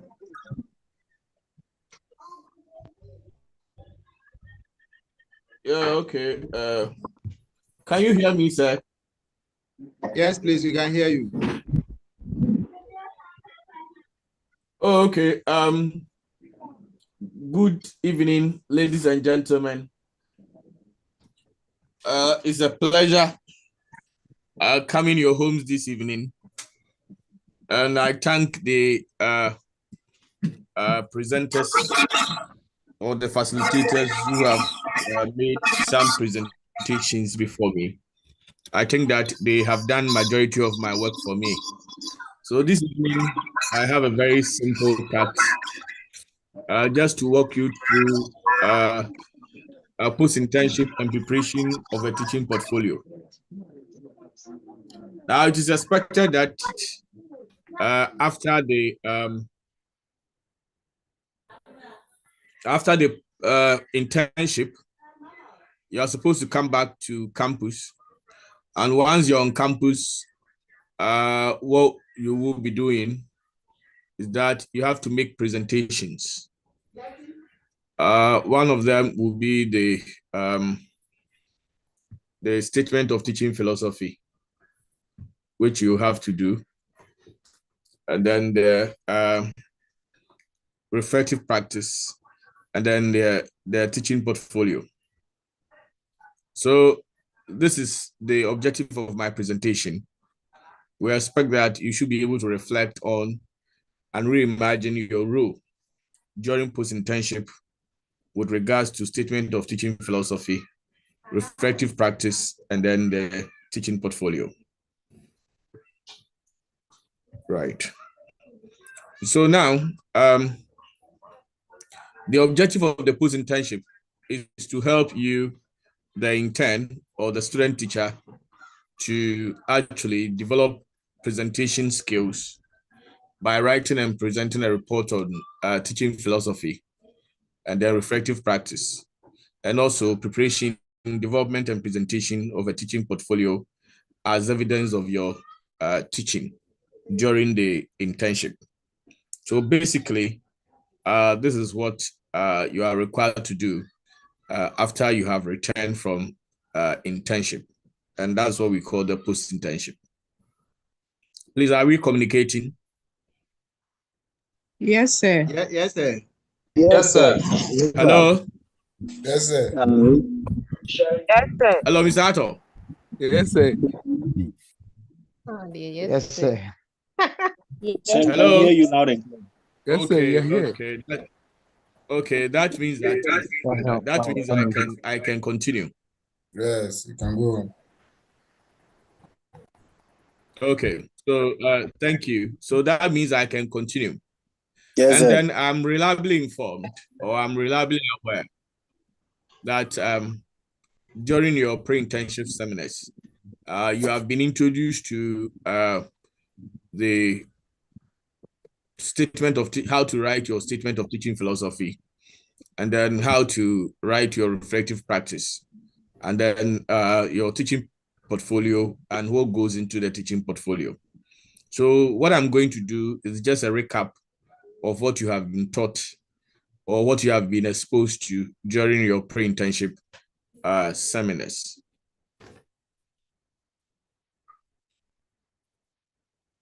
So here, the first thing that we need to touch will be the statement of teaching philosophy. So that will be the first thing that we need to discuss. So you, as an intern, you are supposed to develop a clear statement of teaching philosophy, right? That actually reflect your values, goals, and approaches to teaching. And so once you're able to do that, we believe that it will help you to craft your own teaching statement of teaching philosophy instead of duplicating other people's work. And we know that most of us, these days, it is not about replicating, it's about duplicating. So if you look at those teaching, statement of teaching philosophies out there, it's just a recycle of other people's work as our own. And that is what we are trying to talk about. And we do so because most often we do not actually understand what we mean by the statement of teaching philosophy. And therefore, we are unable to craft our own statement of teaching philosophy that actually reflects our values, goals, and approaches to teaching. So that is the first thing that we need to do. So I believe that from your pre-internship class, you have been introduced to different definitions of statement of teaching philosophy. But I have this very simple one. So what we stick to say is that the teaching philosophy actually aims to direct the teaching behavior and help you to evaluate your practice as a teacher. So you as a teacher or as an intern, you need to clearly articulate what teaching means to you and what constitutes effective teaching. And therefore, if you are called upon to defend it, you should be able to defend. Because if you're a teacher and you are unable to defend your own teaching philosophy, then it could be that you actually don't know what you are talking about, or it means that you have not been properly trained. So every teacher has his or her own philosophy of teaching. So what constitutes effective teaching? So if I observe your lesson, I can say that your lesson is effective.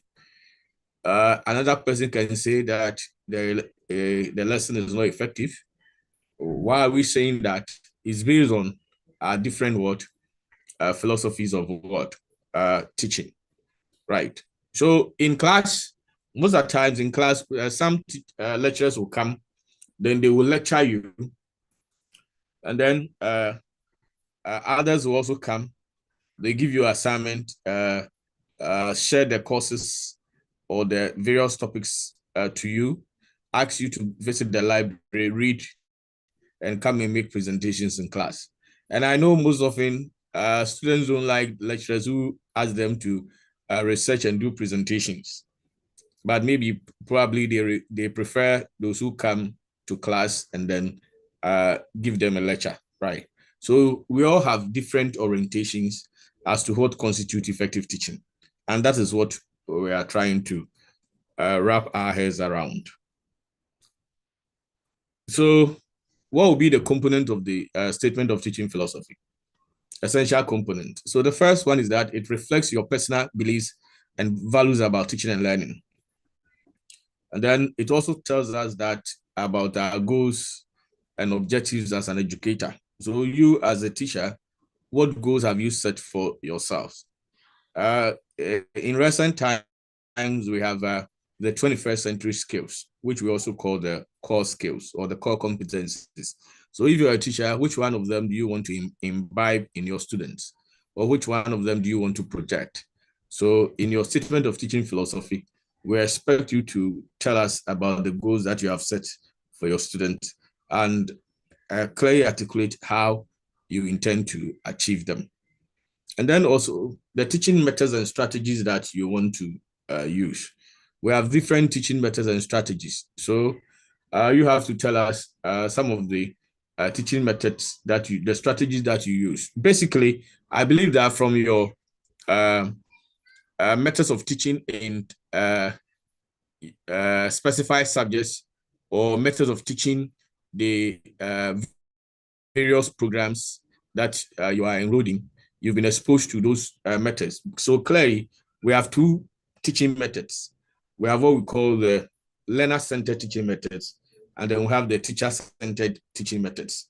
And so the strategies are those aspects of the either learner-centered teaching methods or the teacher-centered teaching methods that we actually use to drum home the subject matter that we intend to convey to the learners. Right. Then we, in your reflective statement of teaching philosophy, we expect to see your approaches to assessment.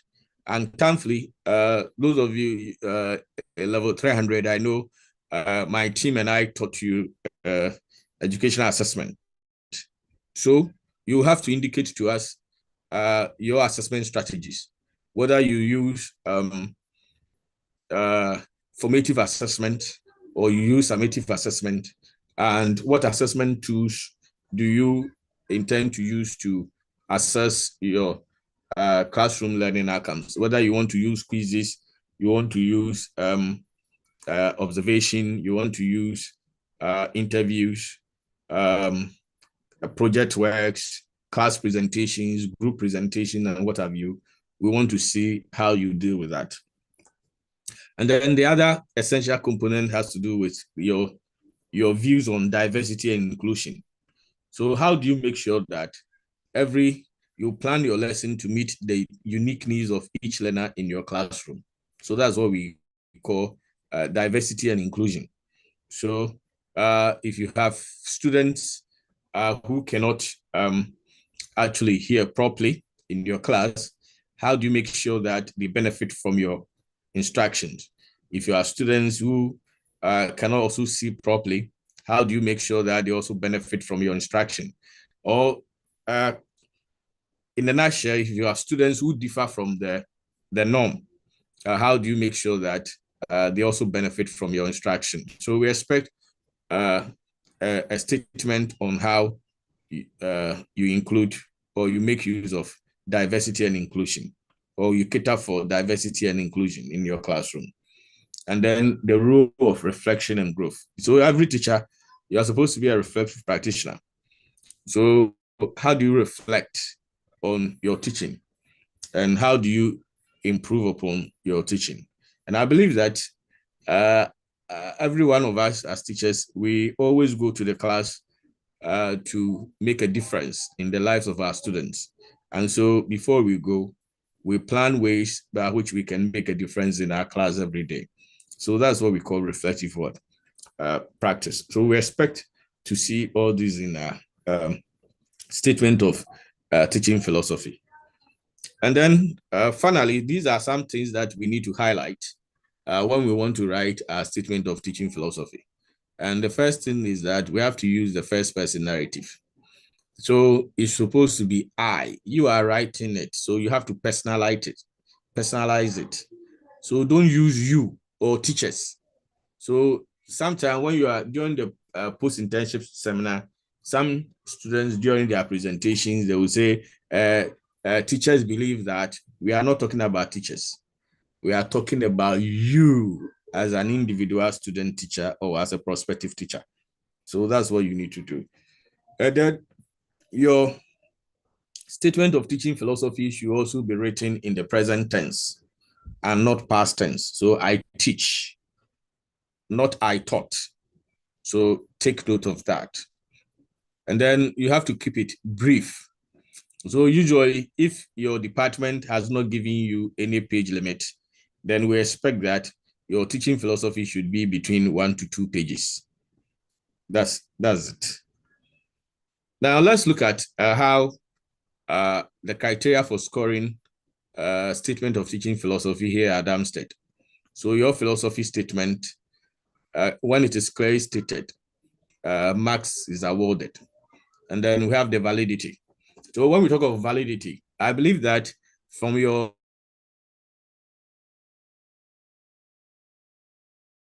different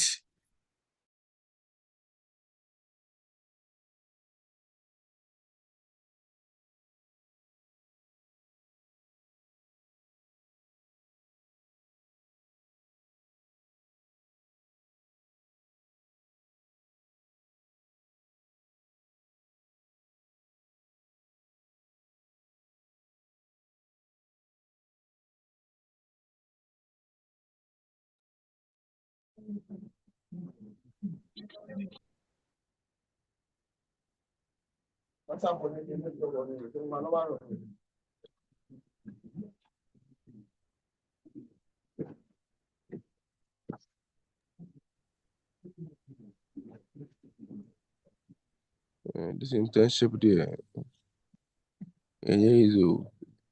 Yeah, big internship. Yeah, big one. Yeah, big experience. Hello, Mr. Watson. Hello, Mr. Watson. Hello. I think we. Hello, Mr. Watson. Hello. Hello, Mr. Watson. Hello. Mr. Philip Watson.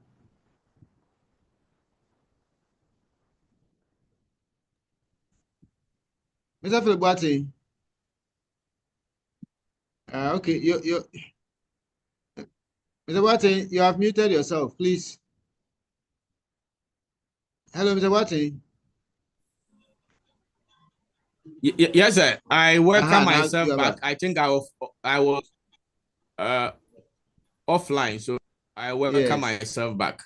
Thank you. You are welcome. Please, can you hear me? Yes, please. We can hear you.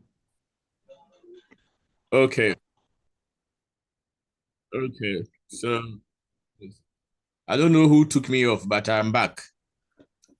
Yeah. So back to what we were looking at the criteria for scoring the statement of teaching philosophy, and we are saying that validity in your psychology, educational psychology class, you have been exposed to theories of teaching, and every statement of teaching philosophy should be nested in a particular learning theory. So, for example, if I say that children learn by doing, this is children learn by doing.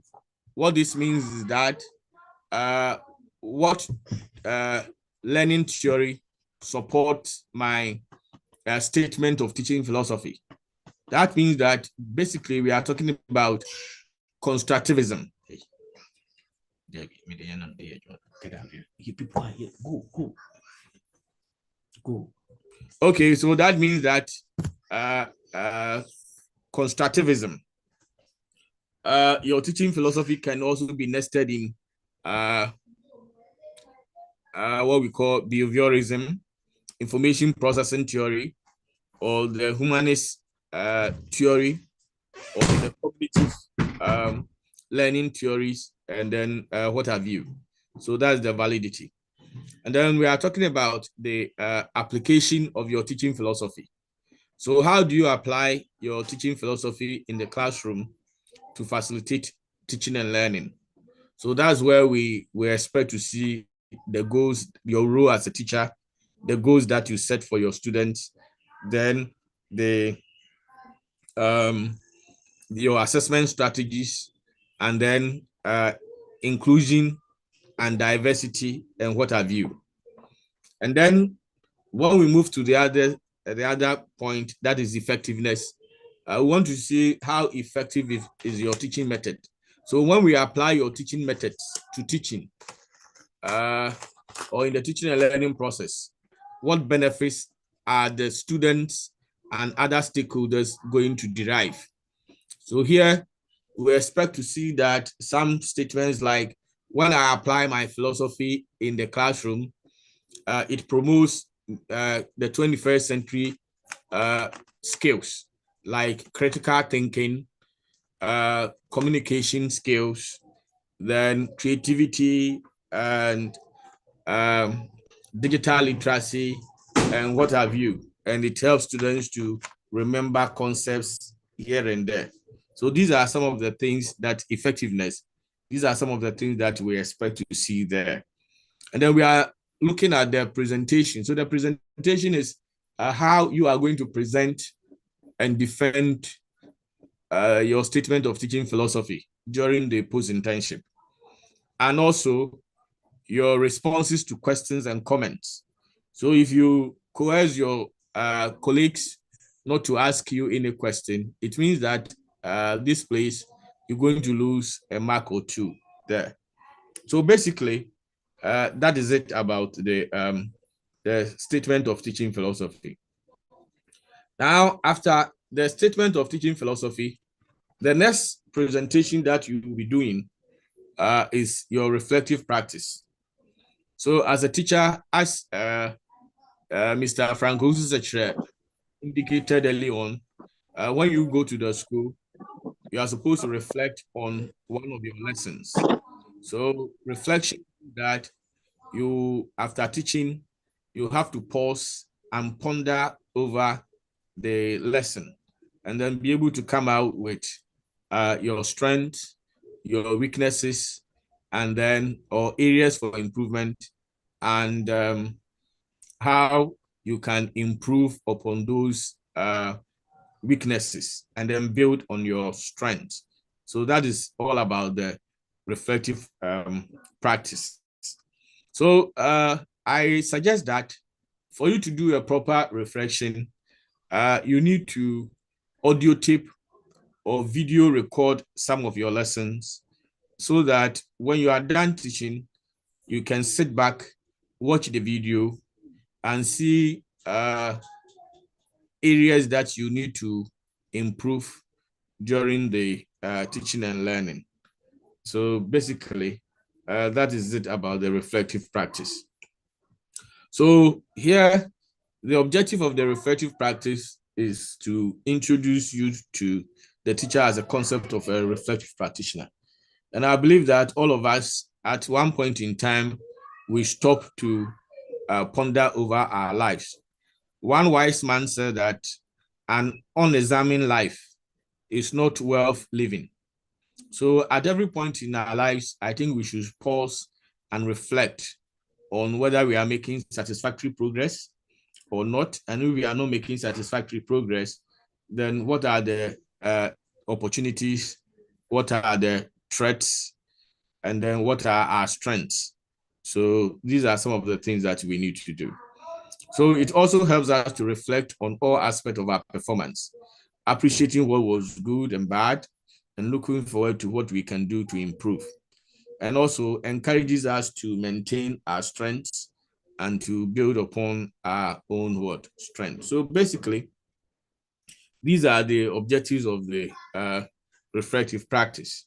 So we also expect that reflective practice will help you, the teacher, to question your own practices and subsequently better understand your own beliefs about teaching. So here, we can go back to our statement of teaching philosophy. So I believe that teaching is this and that. And therefore, when I am reflecting over a lesson that I have taught, I want to make sure that whether indeed I was able to promote critical thinking, I was able to promote creativity, or whether I was able to use the right teaching methods and strategies, or whether I use the right assessment strategies, right? So you have to question your own practices and better understand your own beliefs. So these are some of the benefits of reflective practice. And I think that this is just a recap of what we have been exposed to during our pre-internship class. So what actually goes into the reflective practice? So the first one is the step one, which is the what. So we believe that all of us, before we stop to pause, we pause and ponder, it means that something might have happened. Is that not the case? So you don't examine your life when something has not happened. So it means that there should be an event. So you have to describe the event. So what is it that I was trying to do? So maybe here you are teaching a full-scale lesson. Let me cite an example from my friends from IT. So maybe you are talking about computer devices, right? So you are going to teach your students computer devices. So that's what you are trying to do. So you have your objectives, you have your computer, you have your objectives, you have your exemplars, you have your performance indicators, and then the essential questions here and there. These registers are associated with the new standard-based curriculum. So I believe that you have been introduced to them. So you tell us, what were you trying to achieve? That is your objective. What did you do? That is your performance. What were the effects of what you did? We are talking about the outcome of your instruction. And what did the students do? Were the students able to assimilate what was taught, or they found it very challenging? And then what was your reaction? How did you react to the teaching and learning situation?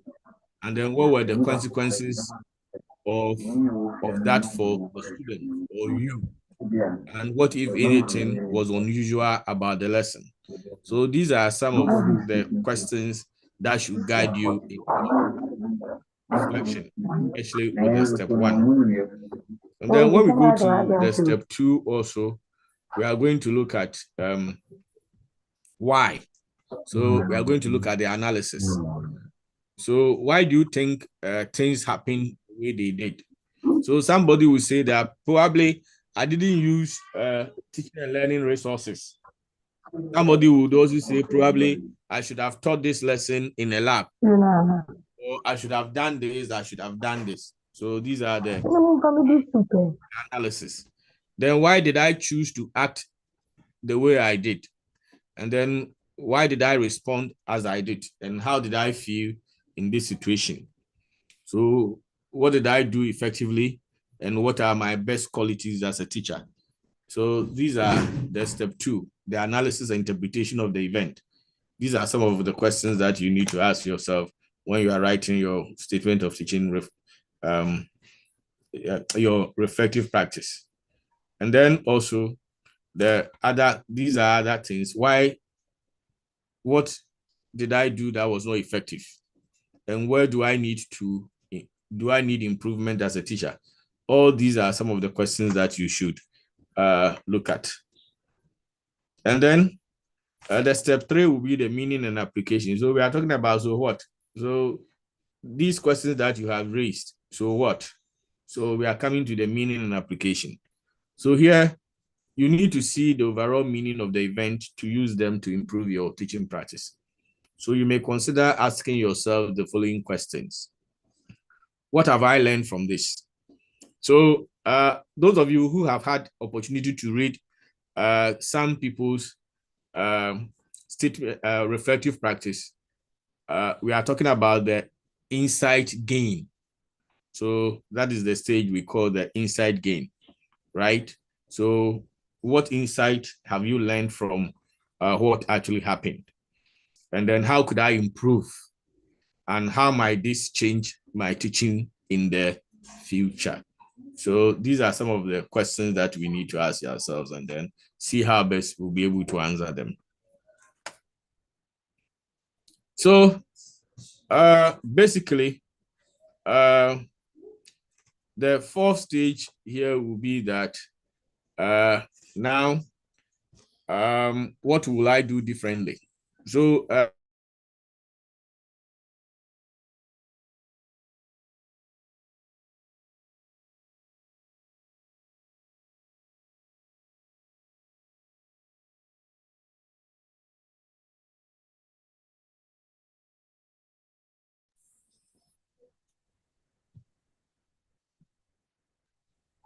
okay, so I'm back. That is the beauty of technology. Hello, Mr. Atto. Hello, Mr. Watson. Hello. Hello, Mr. Atto. Yes, sir. I can hear you, please, sir. Okay. Mr. Watson, I can hear you. Can I continue? Please go ahead. So, yeah, so my good friends from IT that I had the opportunity to lead your pre-internship class, you see that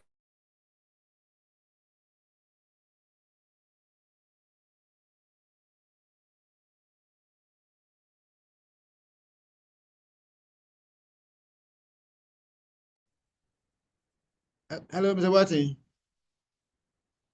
Hello, Mr. Watson. We seem to have a challenge with Mr. Boateng's presentation. Yeah, like I said earlier, if you have any questions, please try and note it down, because when you go to the field, you'll be there alone with your students, and you may not have the opportunity. Hello, Mr. Boateng. Yes, sir. Yes, sir. I'm back. Right. I think it has to do with the network. I don't know what is happening. Okay, sir. So when you are done teaching, we may ask you a question. What will you do differently? Can you think of another way you might have taught this lesson? And so these are some of the questions for reflection. And how can I modify my teaching if a similar situation happens? And what help do I need to act on the results of my reflection? So these are some of the questions that you may need to ask yourself when you are doing the reflection.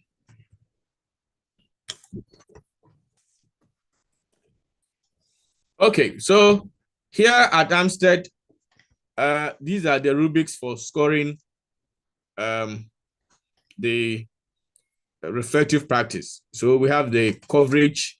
That is what you tell us about what you were trying to do from the lesson up to the end of the lesson. Then you tell us the challenges that you have identified. The challenges that you have identified, and then you come to the innovative solutions. So how did you overcome those challenges that you encountered or you identified? And then the lesson and insight that you have gained from the reflective or the reflection exercise. And then the presentation of the seminar also attracted marks, and then your responses to questions and comments. So this is the rubrics for scoring the reflective practice. And then once we are done, then the other stage of our presentation will focus on what we call portfolio. So whilst you are out there, you are required to build your portfolio. And someone will say that, what is a portfolio? So a portfolio is just a systematic collection of student work samples that represent student activities, accomplishments, and achievements over a specific period of time or more in one or more areas of the curriculum. So here, your specific period of time will be the internship. So we want to know when you went out there on internship, what did you do? What are your accomplishments and achievements over that period? You cannot tell us that when you went there, you taught without giving us evidence. So that is the portfolio. So whilst you are there, you're supposed to build your portfolio.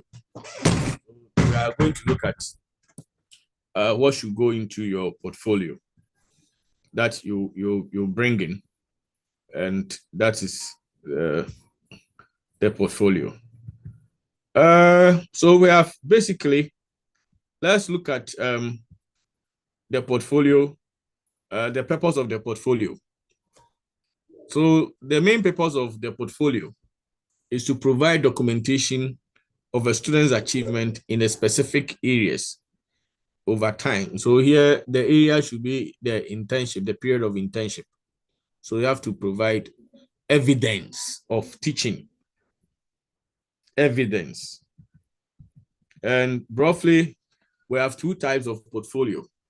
So we have the showcase portfolio, and then we have the developmental portfolio.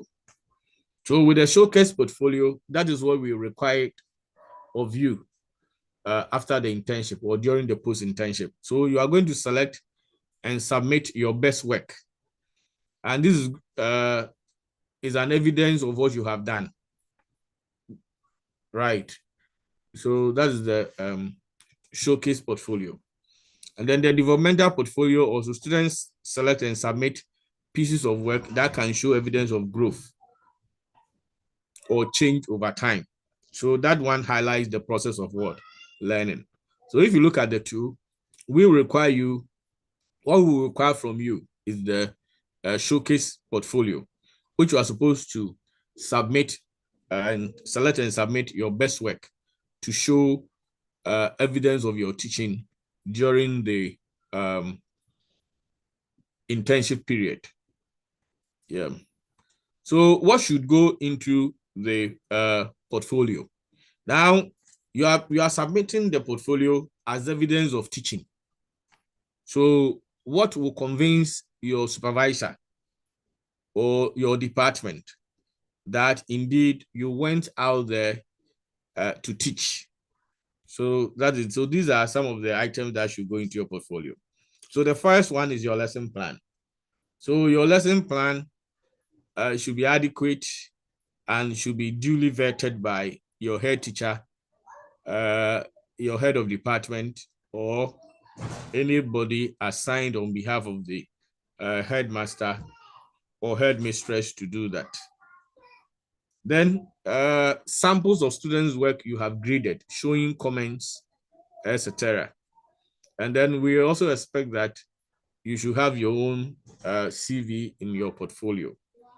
And then samples of your teaching and learning materials. So the teaching and learning materials should come with description of the material and then the various topics or strands or substrands that you use the materials to facilitate. Then we also expect that you should have an audio or video recording of your best teaching. So we should see you teaching either audio or video recording. Then samples of exercises or text and their scoring keys. So samples of exercises and text and their scoring keys. So these things should be in your portfolio. And then assessment instruments created by you. So the same as the quizzes and items. Then tag sheets and then worksheets that you have designed for your students. Then the mentors assessment comments. Mentors assessment comment, the university supervisors assessment comment, and then students evaluation of mentor, and then the university supervisors. So these are some of the things that or elements that should be in your teaching portfolio. So you see, portfolio is one of the areas that you can easily make an A. So we say you should bring these. So once you're able to provide the evidence, then the supervisor will be guided by these scoring rubrics to award you grades or scores. So here, this is how we score the portfolio. So we take the lesson notes. So you look at the lesson notes carries 30 points. And then this is how it is scored: consistency, comprehensiveness, quality of remarks, systematic presentation, and then the appropriateness of the language use. So if you're able to do that, you get your 30 points. Then your curriculum vitae also carries 10 points.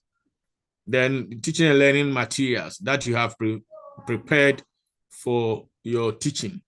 So appropriateness, quality, fine originality and innovativeness, and then variety of the materials.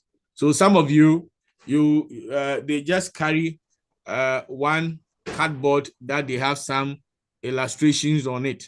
So throughout the 3 months or 4 months of the internship period, you prepared only one teaching and learning materials. So if you do that, it doesn't show variety. So you might lose marks from there. Then the other one is the exercises, quizzes, and then other things that you have you give to your students. So we are also looking at the appropriateness, then well-constructed items, and then frequency of the exercises. And then that one will also carry 20 marks. So we have 30, 10, that gives you 40, 20. And then the last one is the video or audio recording of your best teaching. That one also carries 20 marks. So when we put that together, that gives you a total score of 100. And whatever your raw score will indicate your final grade in the portfolio building.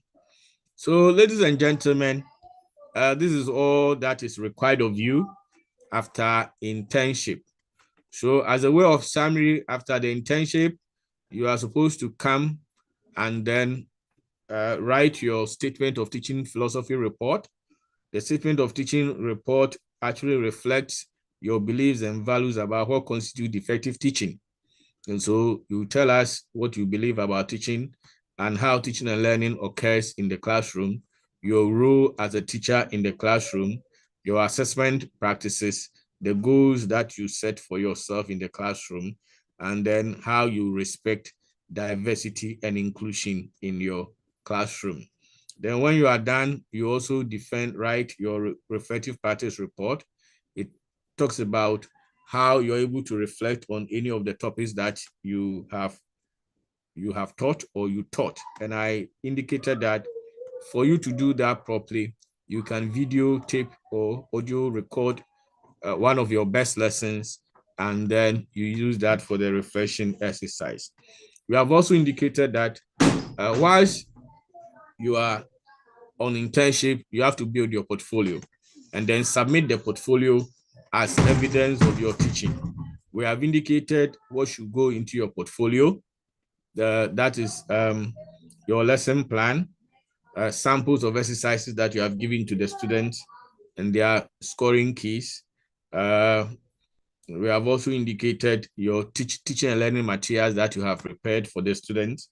We have also indicated your CV, and then audio or video recordings of your best teaching. So this is what should also go into your portfolio. On that note, ladies and gentlemen, I am done. If there are some questions, I believe that we pray that the good Lord can grant us the strength to answer them. So thank you very much for your attention. Mr. Ato, over to you. Thank you so much, Mr. Boateng, for Thank you, Doctor. Thank you, Doctor. Wonderful presentation. Ladies and gentlemen, just as we said earlier, it's time for questions, suggestions, and comments. To be able to take about 3. As I said earlier, just put the any particular concern that you have on paper, and then you have the phone lines that were given to you by the HOD, Mr. Ususeche. You just WhatsApp it to him, and then he will give you a response. Any question you have will be addressed. So just put it down. So let's take just about a couple of questions, and then we take the closing remarks from Mr. Ususeche. If you have a question, please raise your hands. Let me see you, and then I call you. Yeah. If you have a question, go to the bottom, raise your hand, show your hand, and then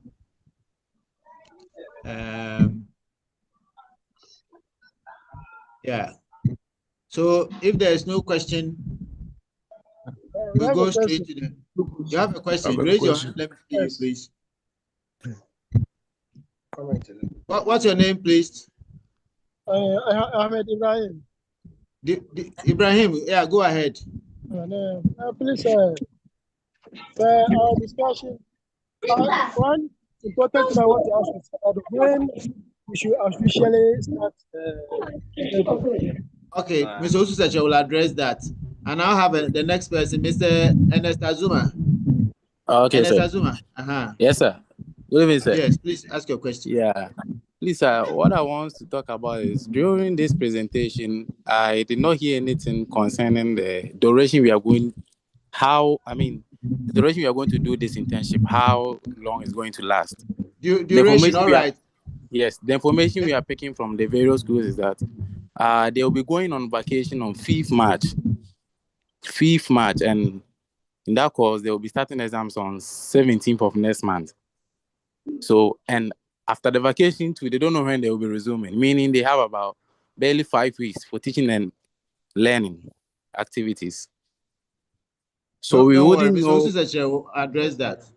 Okay, all right, thank you. All right, let's go to Mr. Roxanne. Roxanne. Hello, Roxanne. Collins, are you ready? Okay. Hello, I have a question. Yeah, your name, please. I'm Victor. Victor, go ahead quickly. Okay, sir. Thank you so much. Please, during the presentation, my network went off, so I didn't hear about the lesson plan was only presented on JHS, but I didn't hear about the SHS and basic. Then my second question is, the school I sent my letter to, I was told that at the moment they don't have an IT teacher. So but they said I should come, they will assign somebody to me. All right, Victor, your question will be addressed by. So yes, I don't know whether.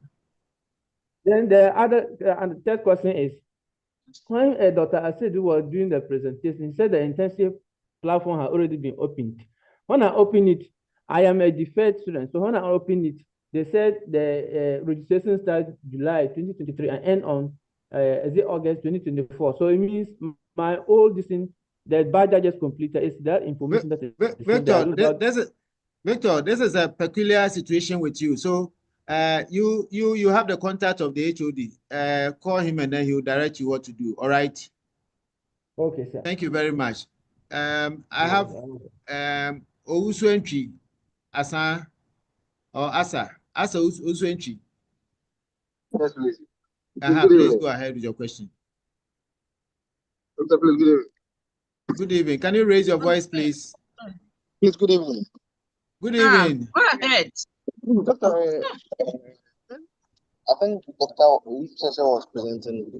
He said after the payment of our school fees, we should present our receipt to some office and take some letter. I don't know if that is still in progress or. Come again. You don't know what? When Dr. Ususache was presenting, he said after the payment of our school fees, we should present a receipt to a particular office. I think IT, PLD, for issuance of official letter. I don't know if it's still in progress or.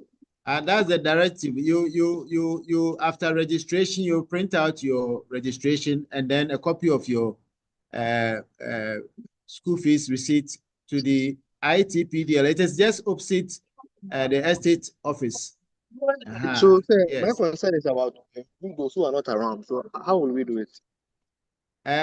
For that one, if you have any particular challenge, please call the HOD to verify which challenge you have, and then it will be addressed. But this is where you take your internship record book from. Oh, okay, please. Okay. Thank you so much. Let me go to Mohammed Ibn Yakubu. I would like to take a lady, and then we go to the closing remarks. The rest of the questions, if it is not general question, kindly direct it to the contact numbers that were given to you by Mr. Ususache. Yes, Mohammed. Mohammed is not there. Bless. Yes, sir. Sir, please, good evening. Yes, Bless. Yeah.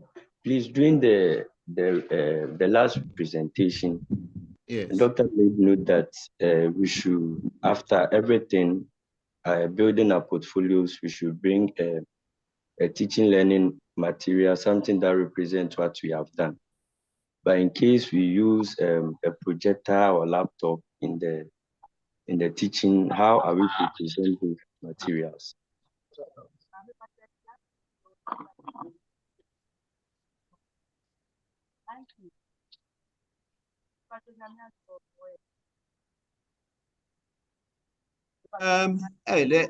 Mohammed, I didn't get your question clearly. Anyway, you send it. Please, I was asking that during the last presentation, yes, doctor made note that we should, after the teaching, everything, we should bring a teaching learning material that represents what we did in the school of internship. Yes. And I'm asking that in case you use a projector, in case you used a projector and maybe a technological tool for your presentation and for your teaching, how are we to present that when we come back for the post-internship? All right, it will be answered. Let me take the lady, Beatrice, the last one. Beatrice. Hello, Doc. Thank you very Yes. much. Please, I would like to find out, relating to the white book, what actually should we, will it go, does it involve in the white book? What should we do when we happen to have it? So When you get a white book. Yes, please. All right, the slides will be shared for you to go over the presentations. Everything that you have to do with the white book has already been presented. Yes. All right, Mr. Ususeche will address that. Let me take the very last one from Jemima, then we take the closing remarks. Jemima. Hello, Jemima. Jemima is not ready to talk, so we'll go to Augustina, also a lady, and then we call it Augustina. Thank you very much, Doc. Please, I'm asking when I will. Oh. Hello.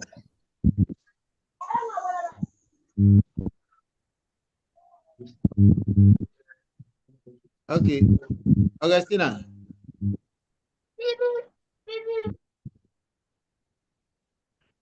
Right. At this point, we'll pause the questions and then go to the closing remarks. Any other question you have, please just put it down and send it via WhatsApp to the numbers that the head of department provided. Thank you so much. Those Doc, please.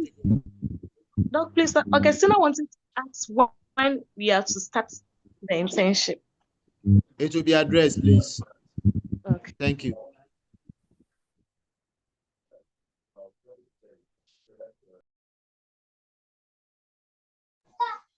Oh, I think I am not even online. Am I? You're online. Okay. We can hear Please, you. I'm sure you can all hear me. We can hear you. Yes, okay. Sir. Thank you all very much for your time and your input. I've actually enjoyed this time with you. Bless you so much. The question that most of you keep asking is, when are we to start the internship? Please take note. If you were to come to campus, when did they say your lectures will begin? This is a course that you take in the 7th semester. And so when the 7th semester begins, and in this case, we are told school is reopening on 21st for you continuing students. So officially, your internship also starts from 21st. But like I have said, you just don't walk to the school. Come and show us evidence of fees payment. And then your registration slip, together with your ID card. Then we will hand you over other documents that you also take from us to the school. So please, officially, we are commencing on the 21st, which is 2 days ahead of us. I'm sure I've answered that question. Now, somebody also asked about the white book. What is it all about? The white book contains a lot of useful information. In fact, if you pick the book, we have them titled IRB 1 up to IRB 11. IRB stands for Internship Record Book. So 1 up to 11. And please, as you can see, if you pick IRB 1 up to IRB 6, you, the intern, you are the one to fail. And one of them gives us details about the school. Then others will tell us about the preparations that you made before going to the classroom. You observe your mentor. And so the topic and all those that you observe your mentor in, how you prepared your lesson with your mentor, how you went in to teach alone, all of that, you provided that information from IRB 1 up to IRB 6. And then if you pick it from IRB 7 and IRB 8, you, the intern, you don't have any role there. That is to be filled by your mentor and the university supervisor. In fact, if you pick the IRB, the white book, as you call it, if you pick the IRB 7 and IRB 8, we have 4 sets of sheets in the book. Your mentor is supposed to fill not more than 3. And then the last one should be left for your supervisor. What it means is that when your supervisors are coming, they will not come with any sheet to assess you, but they will pick it from the white book. And so please, as you go, let your mentors be aware not to fill all the sheets. The IRB 8 is just like the one that you were given when you had your pre-internship. What your supervisors gave you after your teaching, which contains the areas that you did well and the areas that you need improvement in.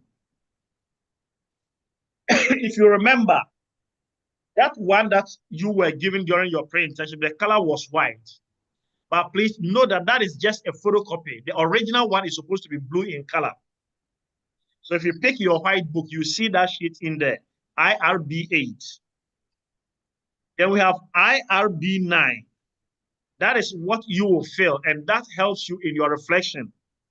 And so the lesson that you reflected upon, that sheet will help you to come up with your reflective practice. So you will fill it. And if you take IRB 10 and IRB 11, the 10 is supposed to be filled by your mentor, and 11 is supposed to be filled by the head of school.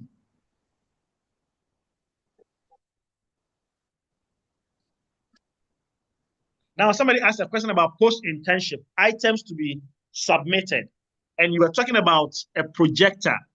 Please note, when I was presenting, I said that items that you cannot carry here, take pictures of them and submit.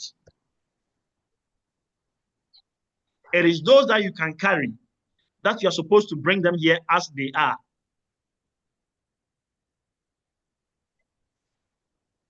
Now, after your internship, you will submit some sheet from the white book to our office here, and that is what we will use to assess you, apart from the one that your supervisor will come and do. Please, as I have projected, IRB 7, 8, 10, and 11 are the ones that, no, in fact, 8 is not part, sorry. 8 is not part, sorry, let me take that one out. 8 is not part.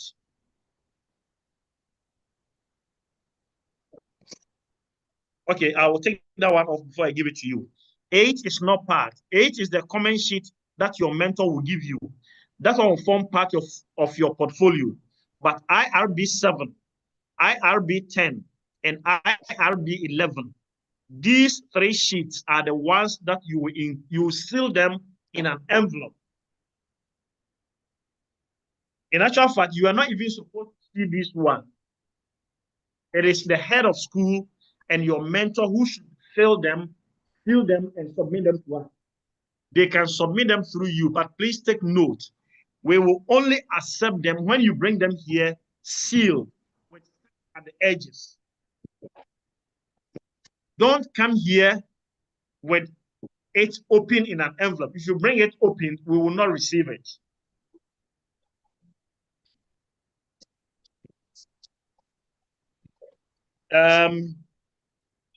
Yeah, somebody was also asking a question about him not having an IT teacher in the school, but they are still asking him to come. Please, the rule is that if you don't have an experienced mentor in your subject area, you still can go to the school on condition that they will get an experienced teacher who is at the level of an assistant superintendent. In that case, the person doesn't need to be in your subject area. But if the person has risen to the rank of assistant superintendent and superintendent upwards, that person can be your mentor, even though the person might not be in your subject area.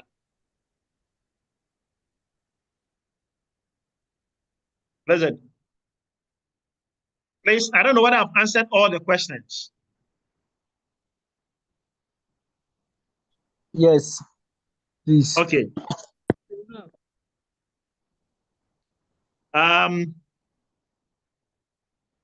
Please, you will come back here and take the white book. But what items do you need to bring along with you? Please, we have said that you should have passed all your exams.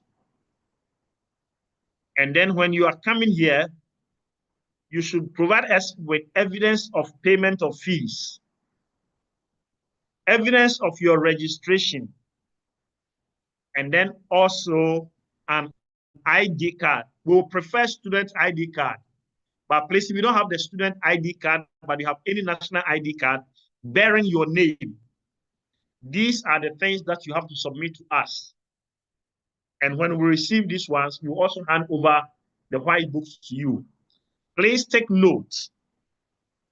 We know some of you are from very far.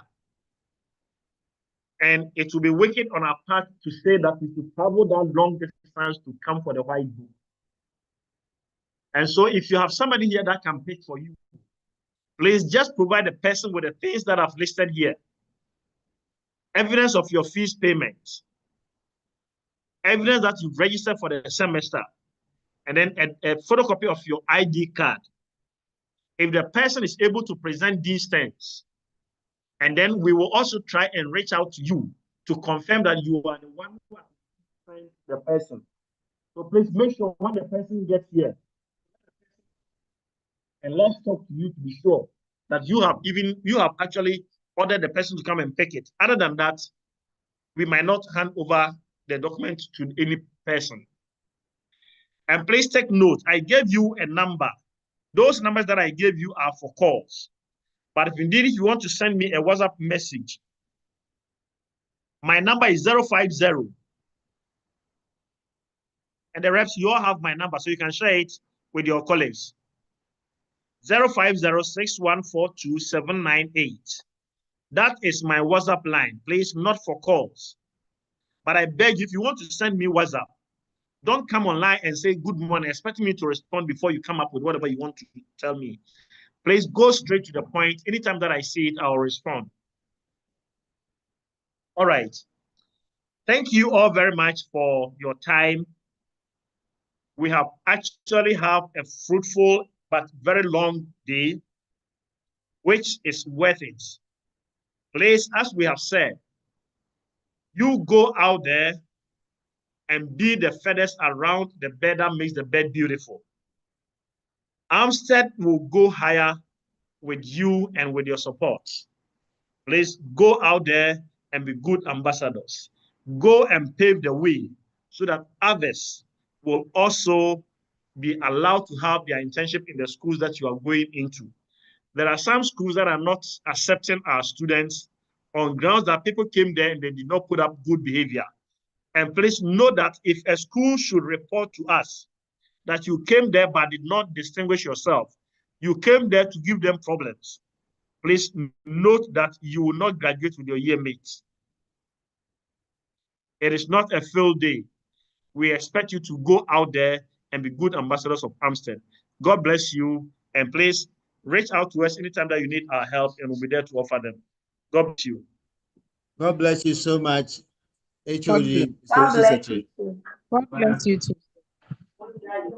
So we thank you all for coming for this orientation. God bless you, and take good care of yourselves. We hope to see all of you on 21st January. If the Lord can I my WhatsApp line? Yes. 050 050 6142 6142 798. 7, 8. Okay, thank you, sir. And please, I am collating all the slides. As soon as I get them, I'll push them to you on your page so that you can reflect your minds with them. Thank you so much. Thank you very much. All right. Bye-bye and Happy New Year to all of you. Bye-bye. Thank you. Bye. Mr. Wazo is here. Bye. Bye. Item 30. Item 20.